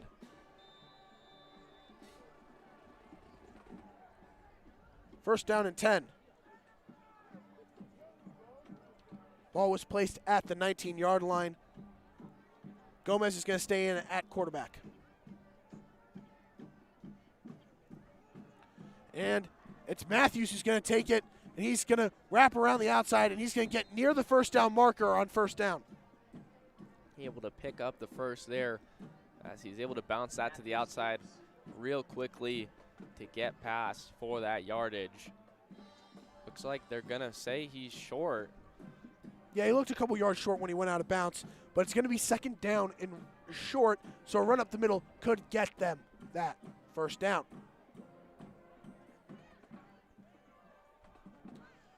Trying to run to the outside is Campbell, and he's going to be knocked down. Open field tackle. Nice job there. Just getting him right around that 30-yard line and taking his knees out there. Nothing dirty, of course, when I say that. That was just a clean football play to get low because the lower man wins. Sure enough, able to do that. And all the guys on defense are able to do that. And that's what makes this team so good. They can bring down anyone. On the tackle is Jalen Otero. Matthews is going to take it himself up the middle. He's going to gain about 5 on the first down run. We are approaching 4 minutes left in this game. Yeah, that clock is going to run as time's coming off here after that run play. Defense looking to hold down the fort here and get one final stop so that they can maybe take a knee and call this one a day. It's going to be second down and about 5. Matthews takes a snap. He's going to hand off to Campbell, and he's going to be met behind the line of scrimmage, and he's going to be not dragged down, but he's going to get forward progress maybe of a yard, if that. Yeah, it looks like they're spotting it for about a yard. I originally thought it was going to be for a loss of a yard, if anything. Not going to be the case, though, as that forward progress is going to give him that yard. Force Kramer in on the tackle. Gain of 1. It's going to be third down and 4. We are under 3.5 left. Matthews is going to try to take himself, trying to get to the outside. And there's Jalen Otero, and he's going to run it out of bounds, afraid of the hit. And he's going to be short of the line of gain. It's going to be about 4th down and 1, maybe 1.5. And you got to expect Kellis to stay out on the field here. Making that one another play where the defense is just able to force him out, but that won't be until that first down was picked up. Drive is going to stay alive. 3:08 left. Canyon View defense trying to get a stop. They're going to say that's a first down. Handoff is going to go back to Campbell, and he's going to be met right away, and he's going to lunge forward for about a gain of 2 on the play. Just a common theme tonight is just the defense giving up so little. They're only going to give you a couple yards of play if you're lucky. And I say if you're lucky because they have so many tackles for loss that there's no guarantee as an offense that you're going to even be able to get positive yards against this defense. They're that good. Second down 8 at the 43. Matthews fakes the handoff. He's going to take it himself, cuts back up the middle. He's going to go down after a gain of about 1. Another small yardage play with that clock at 2:30. As this one's coming to a near end. Jaguars just doing everything right. Don't be fooled by the fact that they've given up 21 points because this game had a very eerily similar feel to the last 2 games where they had shutouts. They played at an exceptionally high level, very similar to those games. And don't be fooled. What makes it impressive is that this is against a team that is 6-2 coming into tonight. It's a very high-quality win for sure. Matthews fakes handoff. He cuts outside, comes back, and he's going to take it into the second level of the defense for a first down and more inside Canyon View territory. Clock is going to stop on the first down. Clock is going to stop until the chain gang can move on into position, and then that will continue to roll on as it's just been given the signal by the official. Handoff goes to the outside and nowhere to go. That's a loss on first down. And they emphatically throw down the ball carrier there as they're feeling themselves here, getting another big stop, making it second and about 12 yards. Tackles for loss is just what this team is. They consistently get so many every single night, and it's almost like mini drive killers, the same way that penalties are, because it just pushes teams back. It makes that second and third down so much more difficult. Second and 12 following the loss of 2 on the play. And wrapped down is Matthews. Once again, this defense continues to make plays. There on the play was Brock Berea and Force Kramer. Just able to do the little things right. They're always in great position, and they get through opposing offensive lines like it's nothing. Able to get him there for another big loss, an emphatic one at that, as Matthews has been a tough guy to bring down all night, but they're able to get it done. It's going to be 3rd and 17 following a loss of 5 on the play. And running up the middle. And he's going to gain about 6 on the play. It's going to make it 4th down and long, under 20 seconds remaining. The clock ticks down. That's going to be the final play of the game. Yep, that's going to do it. And ladies and gentlemen, the Canyon View Jaguars are 5A Northwest Regional Champions after winning 5 in a row and 6 of their last 7. This team has found their stride, and they have done it. A dominant win without their head coach, Nick Garrett.